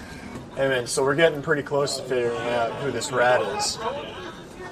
So, what do you want from me? Is this taking any weight off of your shoulders? I don't know. Is it? Well, it must be because you don't have to hide it. You don't have to hide this person anymore. Okay. And does it make you feel better? He was giving out tickets. Not having to lie to your boss? I didn't lie. I just I just didn't fucking answer. I didn't lie. Don't tell me I lied. Never lied.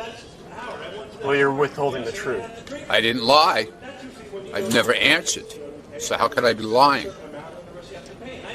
Huh? All right. How could I be lying? All right, fine. You're right. I'm right. You know I'm fucking right. You know? Truth, though. That's not lying, dude. All right, you're right. I'm telling you, you're right. That's protecting someone. That's all it is. I'm not lying. That doesn't mean it's right, though. Doesn't mean it's wrong. Okay? Yeah, but if you were in Don't court... try and twist my fucking words now, pal. If you were in a court of law... Yeah. Yeah. That wouldn't be... That's not acceptable. What do you mean it's not acceptable? You have to tell the truth. I did tell the truth. I told the truth. I'm not telling. That's the truth. I wasn't saying this to hurt Doug. They asked me a question, and I think Doug knows how the show operates. And I think my theory was he thought it would create what it's become, which is a fun thing for them to talk about on the Stern Fan Network. Besides my liver, so I don't know. Now talking to Doug, I don't know. He's pretty good with this bullshit. Maybe I don't know. And now that I know it was just an axe to grind, I no longer think it's Doug. My number one person, I can't say because I don't know enough about the situation. All I know is I'd like to go to Rick's and come 5 times. Hey, now, what's going on with you, Scott? Who do you think? You're making all these crazy... What? Make fun of my shirt so you can make the shirt. Yeah. Well, that's another issue. Look at that fucking piece of garbage, though. This is nice shirt. My thing is, it fits. Yours are you're under the illusion. Cum-filled buttons. They're called Westerns. Yeah. See, if I made fun of Scott, I'm desensitized to Scott's shit clothes at this point. Did the guys at get Ganji? That's a shirt. Did the guys at Howard? Are you guys shooting a Western? Yes. Like, what is going on? See, this is Brokeback Mountain. This is if you put us together.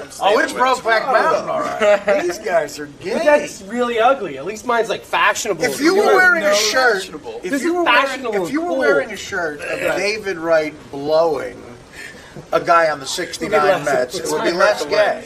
Why is this gay? Explain what is gay about it. You know what? Compared to your sneakers, that looks like something Steve McQueen would wear. This actually probably is something. What were you, in prison? Yeah, they took my laces away, so I don't hang myself. The rap's going in. All right. If you were listening earlier, I gave a whole big explanation about this with Ronnie, and he was told something through my email, blah, blah, blah. I'm not going to go through the whole explanation. If you're not up on this story, who did you think the rat was, Robin? Well, I originally thought it was Brian, but then he's not in the guy group. Right. So I have switched my vote to Doug Goodstein. All right. Oh, there's Artie. Artie, who did you say? Artie's the rat. Artie, who did you say it was? Just talk right there. All right. Well, who did you say? I said it was Doug Goodstein.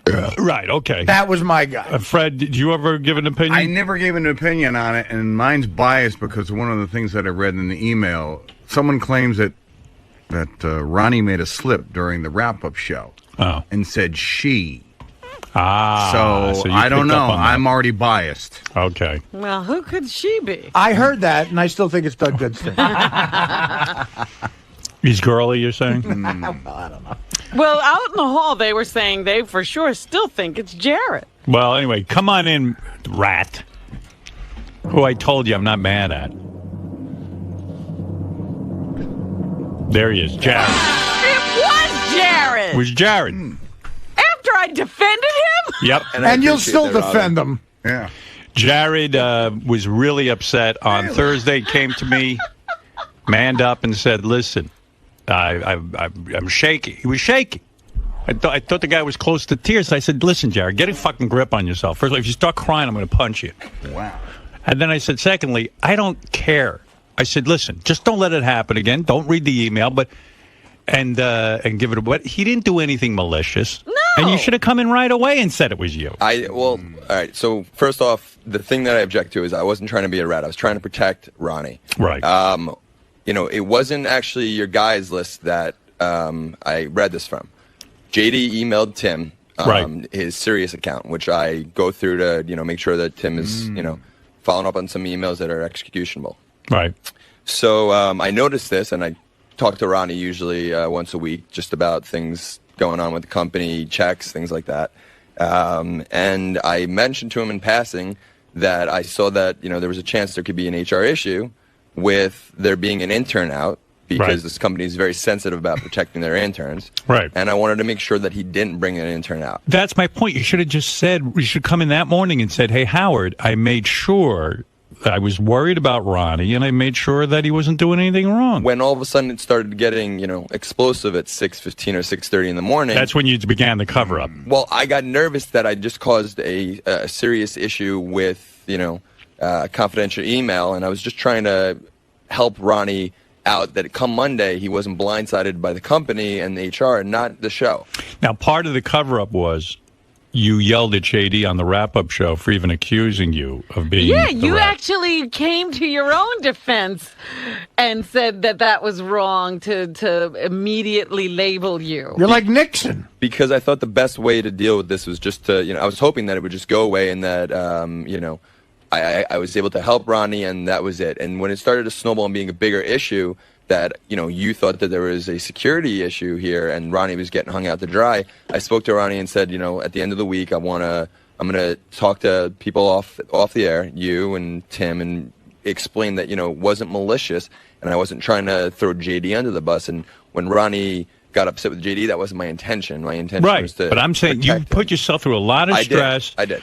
You should have just come out right away and said, listen, I did it. I didn't do it to be mean or malicious, and now I understand. I'm not supposed to talk about the email to other people. And Monday morning, when Robin came to my defense, and I think, Fred may have, I felt even worse and started to really wear on me that I knew that I was going to have to talk about this, and I wanted to talk to you guys off the air first so you understood. Do you owe JD an apology? I did apologize to him about yelling at him on Monday afternoon, I think it was. Right. That, I'm sorry, I didn't mean to yell at you. I just jumped to, When do I get my apology? I'm sorry, Robin. I'm sorry. Thank you for defending me, and I'm sorry. And Never yes, again. When do I get my invite to the bar's Halloween party? And yes, I'll apologize to JD. Now, Tim had even said to him, you went to Tim for counseling, right? Yeah. And Tim said, this is so silly. Tim said, this is what you get for what? I forget what he said. I never know what Tim said. Counseling was, no. He said this is what you get when you try and help too many people, because I was trying to protect Ronnie from a bigger issue that I thought may occur. Right. All right. Now, from now on, I'm going to leave you on the guys list. I'm not on the guys list. You're not. Okay. I'm not. And this email wasn't about the guys list. It was sent from JD first to Tim's serious email. You're the only one not on the guys list. Yeah, and I never even read I'm the going to guys put you on the guys list. Thank you. Give him my spot. All right. I never read it on that. Here's the thing. So whenever you read something, just come to me or Tim. In fact, go to Tim. Don't bother me. I won't bother you. I'm busy. I sorry to bother you on Thursday as well. Okay, no problem. Hey, Howard. Yes. The guys at TV want to know, after Jared came out of the studio that day, he vehemently denied it and then threatened JD. They thought it's a funny video clip if you want to see it. Yeah, let me see that. This is Jared covering up his... Boy, oh boy. Right. The scumbag. JD is the absolute bottom of the earth. He's the white gook you get in between your fucking mouth. That's JD. And, he had absolutely no factual evidence for this. He just felt like throwing my name out there. So, fuck JD. Do you have any idea who this might be? I honestly haven't put too much thought into it because it happened and I didn't think anything of it. So I didn't even think who the rat is. And to be honest with you, I'm not going to think about it because it's not my problem. The only problem is that JD's little, rat that tries to start shit. So in the past, you've always tried to have been civil with JD. Is that totally gone now? I've always been civil with JD. And you are really good. Out of my way. Boy, I don't know if I trust anything you say from now on. You are a good liar. Yeah, look at you. You got a whole scenario going here. You should run for office. This is the part where he says he's going to go out of his way to fuck with JD. Really? Oh, go ahead. Let me hear that. He's in his mind that, I'm doing things. Now I'm going to actually do things to him because he's a little shit.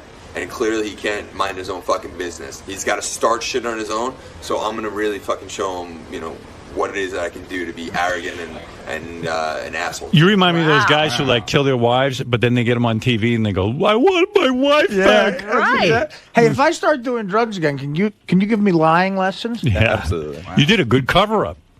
And not only that, now I remember him coming in here and vehemently denying it here and yelling at JD. And now I didn't come in. I called him. Well, Colden, you were on our airwaves saying to everybody that you were definitely not the rat. But my whole belief system's off now. I don't even know if that was him. In hindsight, yes, I should have come clean. Right all right. Well, listen, you learned your lesson, and that's Ronnie good enough. lied for you. He did, and I appreciate that, and I felt horrible. And although Ronnie did crack in a sense because he made you come forward. Like you never would have come forward. Ronnie forced you forward. Yes. Yes. Yeah. Yeah. He couldn't take it anymore. So Jared you're all right with your lying. But I didn't think he was good at it. I thought this would go away and it was a bigger issue. I thought it would become a bigger issue that, it was discussed then, that it was discussed that there was an HR policy and all that. I thought that was the bigger issue. I was mad you came forward because I was going to do lie detectors next and everything and find you out. Yeah, you shooed me away. Yeah, I was wondering if you would have passed the lie detector test. That would have been good. You probably could have. Are you attracted to me, Howard Stern? Well, Jared, all right. Good enough. I'm glad you came forward, and now you understand when something like this happens. Just admit it. Yeah, I'm sorry about this that. is not the kind of place where something bad is going to happen to you. I barely fire anyone ever. Yeah, but I understand this situation. If a guy is afraid he's going to get fired over something that seems sort of simple, that might be the right lie to tell in life. I don't know. I was more concerned with, breaking Tim's trust, because Tim right off the bat stepped up for me because he knew that I wouldn't, I wasn't trying to be malicious and throw someone under the bus. In my head, I was trying to protect Ronnie, and I didn't realize further down the line what the consequences would be. Right. That you all of a sudden thought that there was a leak, that there were people not being loyal, that Ronnie wasn't being loyal to you.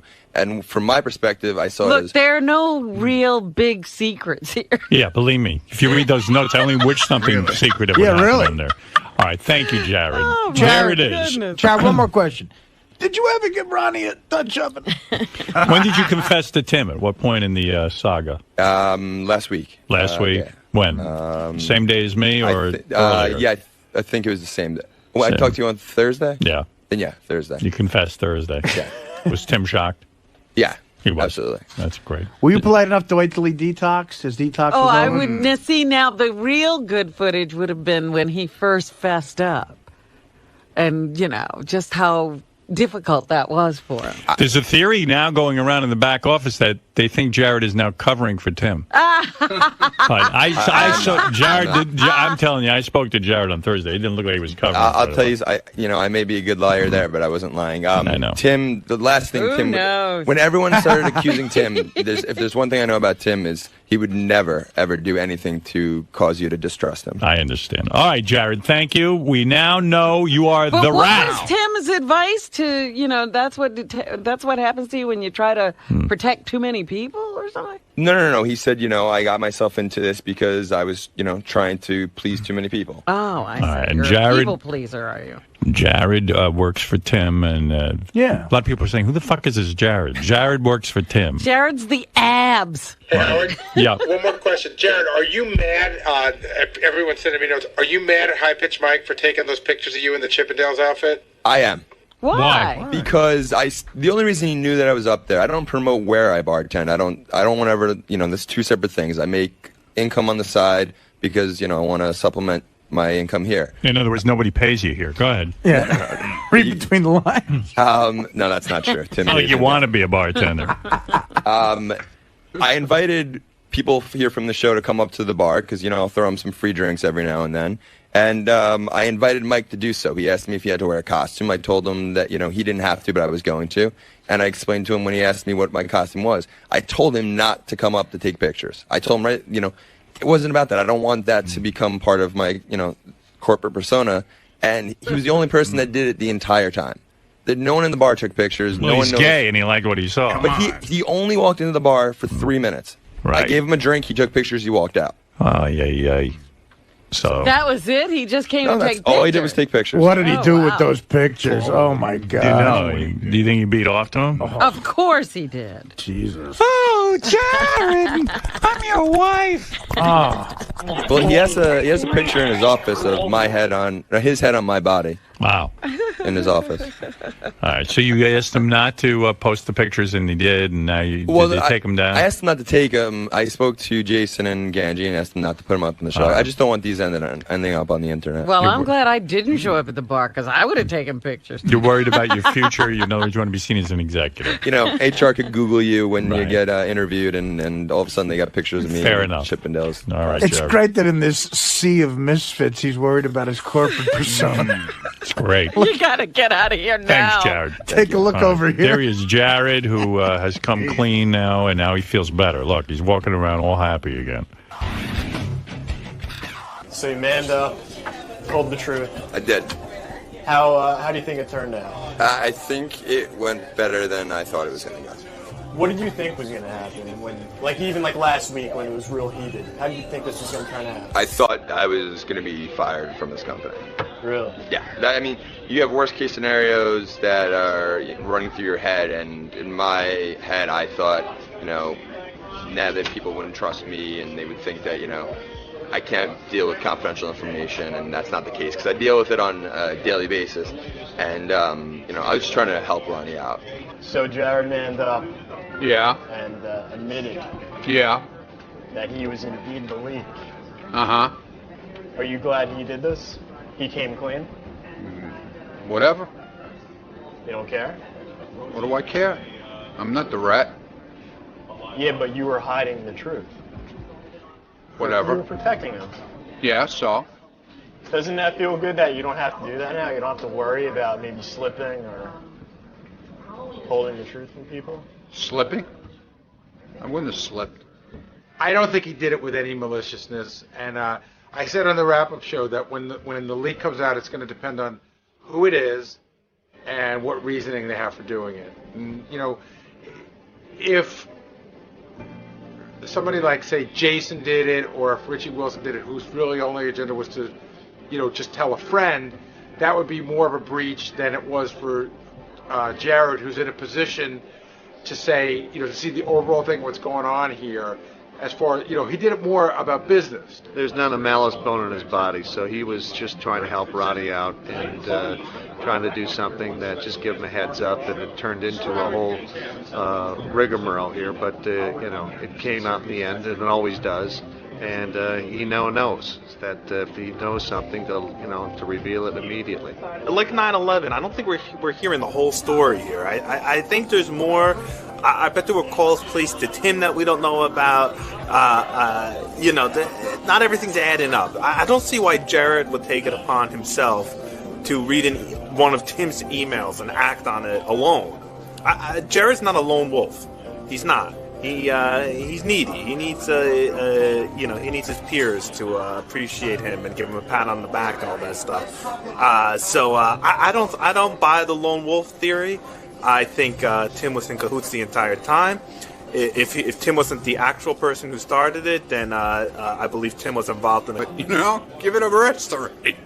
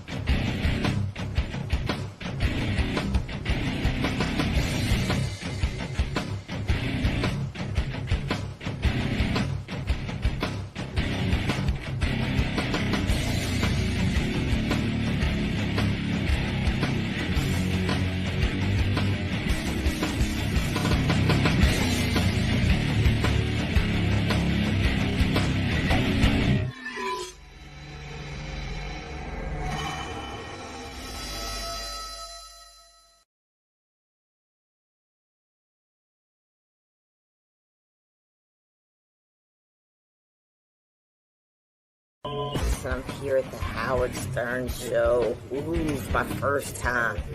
Very exciting.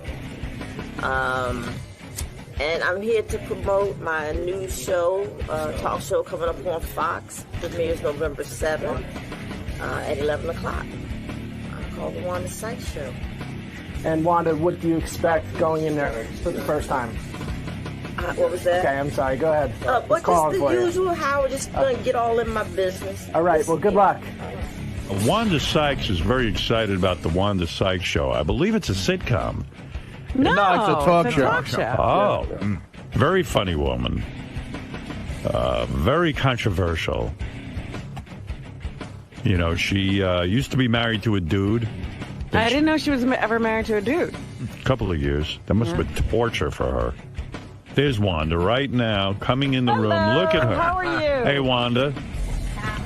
Congratulations on your talk show. I thought you were doing a sitcom. I didn't even know it was a talk show. No, a talk show. I can't do that sitcom thing. I'm on a sitcom. The New Adventures of Old Christine. So that's my sitcom. You know, I didn't even know the New Adventures of Old... I'm out of it. The New Adventures of Old Christine was still on the air, but someone just said to me, no, it's really funny. And it's a hit, yeah. It's funny. If I wasn't on it, I would still watch it. You would? Yeah. I don't believe that. I'm serious. I would watch it. Do you watch a lot of television? Do you like television? I do, but I haven't been watching a lot of stuff lately. I'm into that new show, that Flash Forward. I like Are that you? show. Yeah. I watched one episode. I wasn't sure about that. I have to go back. I'm into that. You know, you're an extremely attractive woman. And people say to me sometimes, they go, Howard, you're an attractive woman. No. They say, Howard, you look better in real life than you do on television. Do people ever say that to you? And I find it insulting. Do you find that insulting? People say that to me, and I do find it insulting. It is what does insulting. that mean exactly? That to you? But I find that. But I find that with you sitting here, I find you look very attractive. Thank you. It's this morning. Did you lose weight or something?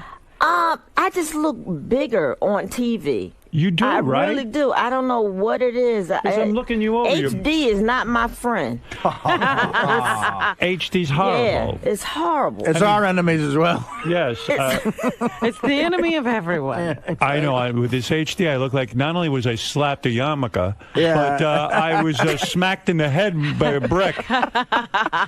Now, listen, this is The yarmulke had a brick in it. Somebody hit a brick in the yarmulke. HD was made for Bar Raffaelli. That's right. I look very Jewy in HD. Listen to me. This is exciting for you, but I've got to go over you. Let's go over your life for a second. Okay, let's do that. I was shocked to learn that you were married to a man for many years. Yes. How many years? 5 years? Yeah, 5. A little over 5 years. That had to be torture.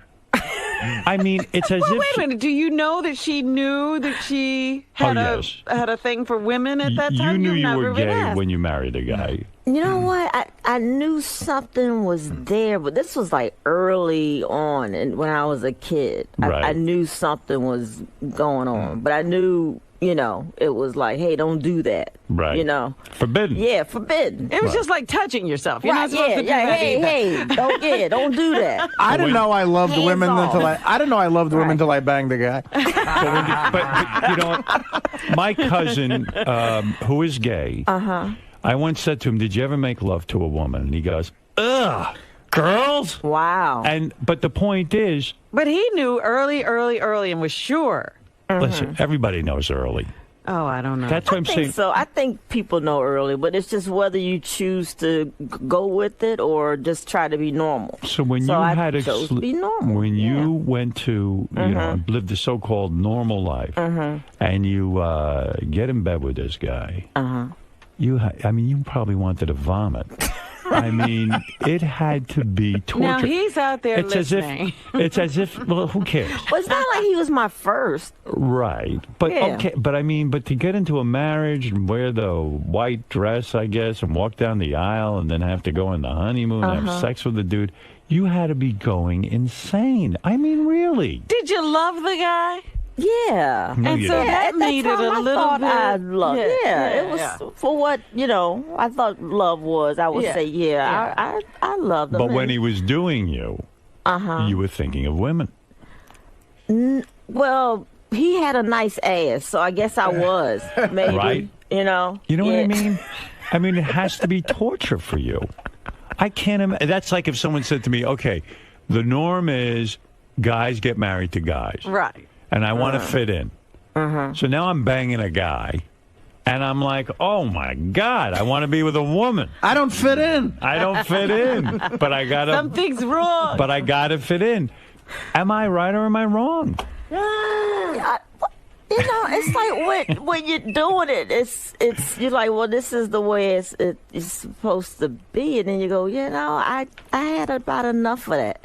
And then was it got it to the never point of satisfying? I mean, did you never have? There were times when when it was. Yeah. I mean, you just got to make certain moves, certain adjustments. I mean, come on, enough friction. It's gonna hit the spot eventually. Something's gonna happen, right? That's true. Right.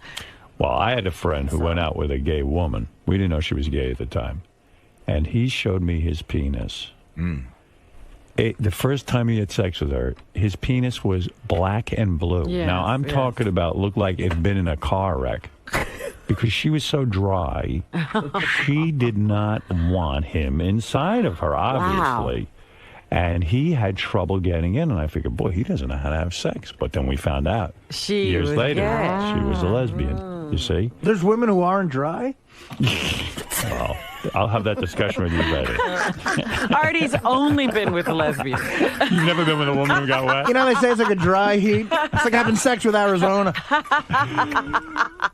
You were able to get wet? Yeah. You were? Yeah. So maybe you're bi. No. No. Like I said, enough friction, I think, you know. Where'd you grow up? Virginia. You know what story I love about you? It was when I remember you were. I don't remember the show, whether it was the Emmys or the. It was one of those award shows. One of those award shows. And Bill Cosby sitting in the audience. Bill, good old Bill, who knows everything about comedy and the funniest guy in the world, right? So you're walking around and you're busting your balls to be funny, right? And you're doing your thing. And you looked like you were excited to see him. And you go, hey, Bill Cosby, what's happening? Yeah. You know, and I forget the question you asked him. You said to him something like, "What's the reason for the success of the Cosby Show?" And he said, "We spoke English on my show." Yeah. In other words, putting you me down for the way you speak. Right. In the middle of an award show. Yeah. Yeah, that was a bit of an asshole moment for him. I thought. A bit. You know, absolutely. Because one thing, if he really cared, you know, and wanted to give me some advice, you pull the person aside and do that. Right. You don't embarrass them. you don't do that. Right. So. But you recovered. I recovered, and I was happy that it didn't. I didn't even absorb it at that moment. I didn't even know what happened. But when I got backstage, everybody was just like staring at me like, "Are you okay?" I'm like, "Yeah, I'm okay. What's wrong?" And it's like, "Oh, you'll find out." And when I did, I'm like, "Wow, I'm glad I didn't, because I probably would have said something very rude, nasty." Yeah, that would have been good. Yeah, I mean, what the fuck? I never liked Cosby's pompous bullshit. I never liked him as Fat Albert. Come on, Yeah. right. And He's talking about Ebonics, Fat Albert. If Please. Fat Albert was, Albert, you know, what the fuck? Yeah, remember that guy? Hey, badaba. Hey, ba. Hey, howby. Yeah, how does he explain that? So I would have said to him, "Oh, you want to speak English? Okay, you're an asshole." Was that clear enough for you? How'd I do? Cause. How about a little French? Rendezvous. Remember that? Yeah. Huh? Yeah. I never liked. Yeah, rendezvous. I never liked Cosby. I used to go see him when I was a kid. I saw him at the Felt Forum at the time. It was called the Felt Forum, little thing off my. I never thought the guy was funny anyway. I don't like his comedy. Funny. He's not funny. I've seen him live. He's funny. No, not funny. He's funny. I got to give him that. He's you were funny. laughing hard. Yes. Really? Yeah. So how do you get into stand-up comedy? Your parents conservative? Are they very? Yeah, they're they real are. conservative They're people. conservative and you tell them you're going to be a stand-up comic, and they. Well, luckily, I made this decision when I was out of their house. You know, I was already. I was working. I'd finished college. And What'd you say you were going to be in order to appease them? Yeah, where did you study in college? Just marketing, and I was like, and that time I lived in Maryland, so everybody, you go to college and then you work for the government. So where'd you go to college? Hampton University. And you went there, and everyone figured you just get a regular job and all that. And then when you go into stand-up comedy, does it blow your parents' mind? Does it blow your family's mind? Yeah, they think I'm nuts. Right. They really thought I had lost my mind. You're gonna leave a good government job to go do stand-up? That's unheard of. Yeah, why would you want to do that? Crazy. Yeah. You work for the government. You work for the government. Benefits. You got a guaranteed good thing. Yeah, you a GS9? What the hell's wrong with you? GS9. You know how many more GSs are left for you? What the hell? Well, it's true. I mean, parents worry about you, and your family worries. Were you always the funny kid? Were you always the one who made everyone laugh? Yeah, pretty much. Yeah. Well, either just outspoken. The one always would say stuff and usually get in trouble. I think my all-time record, I think I got like a beating 6 days in a row. Really? For something. Yeah. Really? Yeah. Wow. What do you mean a beating? Oh my goodness. What kind of beating? But just just a spanking. Your parents would spank you. Yeah. Erotic spanking? Your clothes were off? Oh, yeah, they will put the ball in my mouth and everything. What the hell is wrong with you? What is wrong with them? Did you, who would spank you? Your father? Oh, my mom. Your mom? Yeah. Would she pull your pants down and expose your ass naked? No, it was through the clothes. But the summertime is more on your legs. I see. Yeah, the shorts. That's humiliating to a child, right? Yeah, I wouldn't beat my kid. No way. Yeah, but I don't know, because, they're white, so I might slip up every now and then. Right. You got kids Some now. payback. You have kids. You have 2 kids? Yeah. You have 2 kids? Uh-huh. You're with your partner how long? 3 years. How come no marriage with her? No, I'm married. You got legally married? We got married in California. Oh, no kidding? Yeah. Kept that under the radar. Should have played that up a little more. bit. Yeah, no, we made an announcement and everything. Yeah, there was some heat about but it's under your radar, Howard. Under How my about radar. that? You married a white woman. Yes. Now, and now you have white children? Yes. Now, wait a second. You got flack. Uh-huh. I would imagine from the brothers and sisters out there. So, what are you doing with a white person? Right? I don't think so. I think they get so caught up on, you're gay? Yeah, it's that. Once they get past that. But it's funny. It's black women, like straight black women. Right. They're the only people that, and not a lot of, but when we do catch flack, it's from black straight women. I'm like, what the hell? You're straight. It's not like you lost one. Yeah, right. You know? You don't have to worry about that. You have to worry about it. But now, but then when you had to make the decision, I guess your wife, she decided to carry the babies. Of course. Yeah, you weren't doing that. Well, I can't do that. You're not carrying no babies. No. That's not for you. No. You'll have kids, but more like in the husband role. You're the one who's gonna not give birth. You're the breadwinner. Right. Well, I had some complications. So, oh, really? You do? Yeah. What's your complication? I had fibroid tumors. So you can't have babies? Right. Is that the reason why, or you just don't even want to have babies? Yeah, well, you it just works. blame it. It's a good excuse. Right. Hey, I would, sweetheart. I would, but I don't have the things. So it was like being flat-footed in during the Vietnam era. I got flat feet. So you have to decide who's going to be the sperm. You go to a sperm bank. You decide to have children. She has to get pregnant, and then you have to choose: are we going to have a black father? Or are we going to have a white father? That Why had to not be a black father? I figured it was with her, so I said, okay, I'm with you, all right, and we went with the white donor because it's like to have the black donor so the babies can look like you. I'm like, we're 2 women, the babies aren't going to look like us. We're not fooling anybody. Yeah, because that was my first thought. Yeah. My first thought was like, okay, let me figure this out. Wanda's black. The wife is white. The children should be mixed racially. Why? Because you're the father. I'm not the father. I'm the other mommy. Right. So maybe you're right. Or maybe you should have Chinese kids and screw the whole other thing. Yeah, Mexicans. That would be great. That would be really great. That'd be great. So now, are you called Mommy? And is she called Mommy? She's Maman. Maman? In French. Because she's French. Oh, she's French. Oh, that's hot. Yeah, very hot. Is she super hot? She's very hot.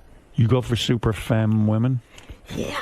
You do? Not super femme. I mean, but she's hot. She's hot? Yeah. Yeah, because I never know with gay couples who's going to go which way and what they want. You know what I mean? I could see you going with a really dykey chick. I don't know. So now you got the kids. How old are the kids? They're 6 months.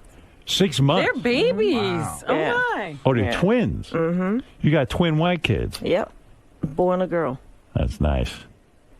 Good for you. Yeah. Did it in one fell swoop, huh? One swoop. Now you done? Knocked it out. That's it. I think so. Yeah. Maybe, yeah. We'll see. We'll see how this goes. Now, do you catch shit from anyone in your family? Oh, you got kids, you're lesbian, or are those days over? Do people accept? It's, we're working on it. Oh, really? Yeah. You're getting grief? I'm going to say grief. It's just been slow. It's just getting better, but You're it's talking slow. about your parents? Yeah. What do you mean? Yeah. They can't deal? Yeah.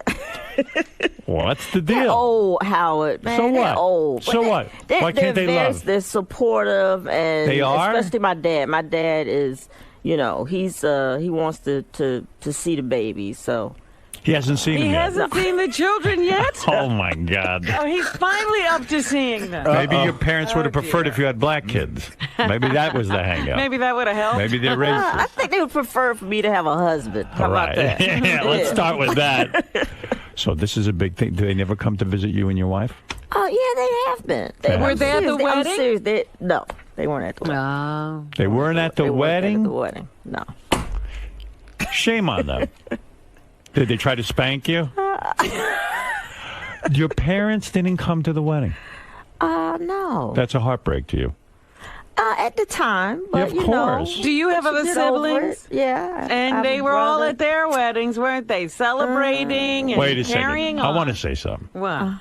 That's the worst part of all of Yeah. this stuff. People are so hung up on gay, straight. It drives me crazy. I don't get it. I don't understand it. I'm extremely Wouldn't you want to open-minded. see your again. child happy and loved? Yes. If my daughters, I don't care who they married, I would, unless they were like a hatchet murderer, I would go to the wedding. Well, they're almost, her parents are almost saying, we'd rather you be with an abusive man Yeah. than a loving woman. Yeah, would they prefer an abusive man or a loving woman? So you called them up and said, Mom, Dad, I'm getting married. Right. I love my wife, my fiance. Now, they had met I her would like- before. Yeah. Have they met her? Yes. Oh, they did. Sounds like they barely met her, but okay. They were at met the her. airport getting out of town.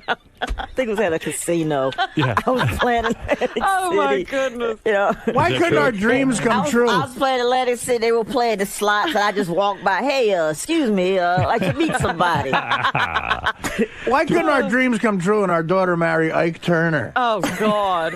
Do they still try to introduce you to men? No. They do not. They've given up on that. That'd be great if they showed up at the wedding with a man and said, listen, we want you to meet someone. Set you up. So this is an amazing story, really. Okay. Don't you? Okay. I'm going to go with it. There's a lot of pain in this. You know what, Howard? It's you move on, man. Like, I'm the happiest I've ever been, and I realize that that's their stuff. I can't drag them through this. But do you they call have them? to work through. Yeah. You do? Speak to them once a month? Like every other week or so. You're angry. Yeah, I can see the anger. I check in. I'm not angry. Can't believe how angry you are. Jeez, calm down. Yeah. Hey, take it easy. Hold me back, Artie. Hold me back. Were all your siblings supportive? Did they go to the wedding, or were? No, some... I bet you no. They No, didn't, no, right? no one from my family would. Are you kidding me? I wish I was your brother. I would go. You would be there. I Thank sure as hell would be. I'd Thank be proud of it, too. I'd put on blackface to go. I would. You would? You would Yeah, turn I black would. to go. That's how much I want to make her happy. You're telling me not one of your siblings went, and your parents didn't go, and you can still smile about this. Yeah, I'm telling you, it was the 25th was our 1 year anniversary. But what do you think you're doing? Something wrong? It was a beautiful wedding. No tears over this with the parents and the brothers and sisters? Howard, I'm Fuck 'em. living a great life. What right about now, your and, wife's family? you know, They're all they'll get supportive. there. Your Hmm? wife's family's all Oh supportive? man, yeah, they flew in from France, and Look at this. her best friend came over from France, and her sister. It was I'd be right. honored. The next time you need a sperm donor, please ask me. Okay. If you two jerk me off, I'll do it. Oh, my goodness. I'm being serious. They didn't want to get that involved. Oh, you with don't want to I get it? don't think. Oh, that's not how it works? What do I know? I figured that's how it happens. Just bring over the cup. Yeah. All right, I'll bring over a cup if you want me to. It's just a cup. Just a cup. Trust me, you don't want me as the father. So anyway, it all comes down to this talk show now. That is why you're here. Yeah. Now, what kind of talk show is this going to be? You going to do sketches and humor? You're going to do what are you going to do? Sit and talk? We will do monologue. Go ahead. I will go up to monologue. You walk out, you're going to do a monologue. I'll do a monologue. Now, that we know you have no problem with. No, shouldn't be a problem. Right? Easy. I think I got that one. Are you going with the green car? Not gonna go to Yeah, the car. you gotta have gimmicks, apparently. Evidently, the green car is the Are you thing. gonna? She was on Jay Leno's show, and that was one of the interviews I saw. And I mean, he really doesn't listen. You're telling him, and he gives you the worst setups. Right. He says, "So, you got kids?" And then Wanda has to do some material. We know where we're going on the interviews. So, Jay and I have a shorthand. And I know to you it looks like, hey, he's not listening, but yeah. But I mean, people weren't even told you're married. So you got kids. Listen, she likes going on the show. And then he had her bowl to get a plug. The bowling was my idea, but it wasn't a regulation lane. Right. So that's how. Are you a good bowler? I used to be. Yeah. Before I had these damn kids. Is it going to be hard for you with these kids? I mean, you're not that type. You love to work. You love to be out. I love to work. Yeah. I love it.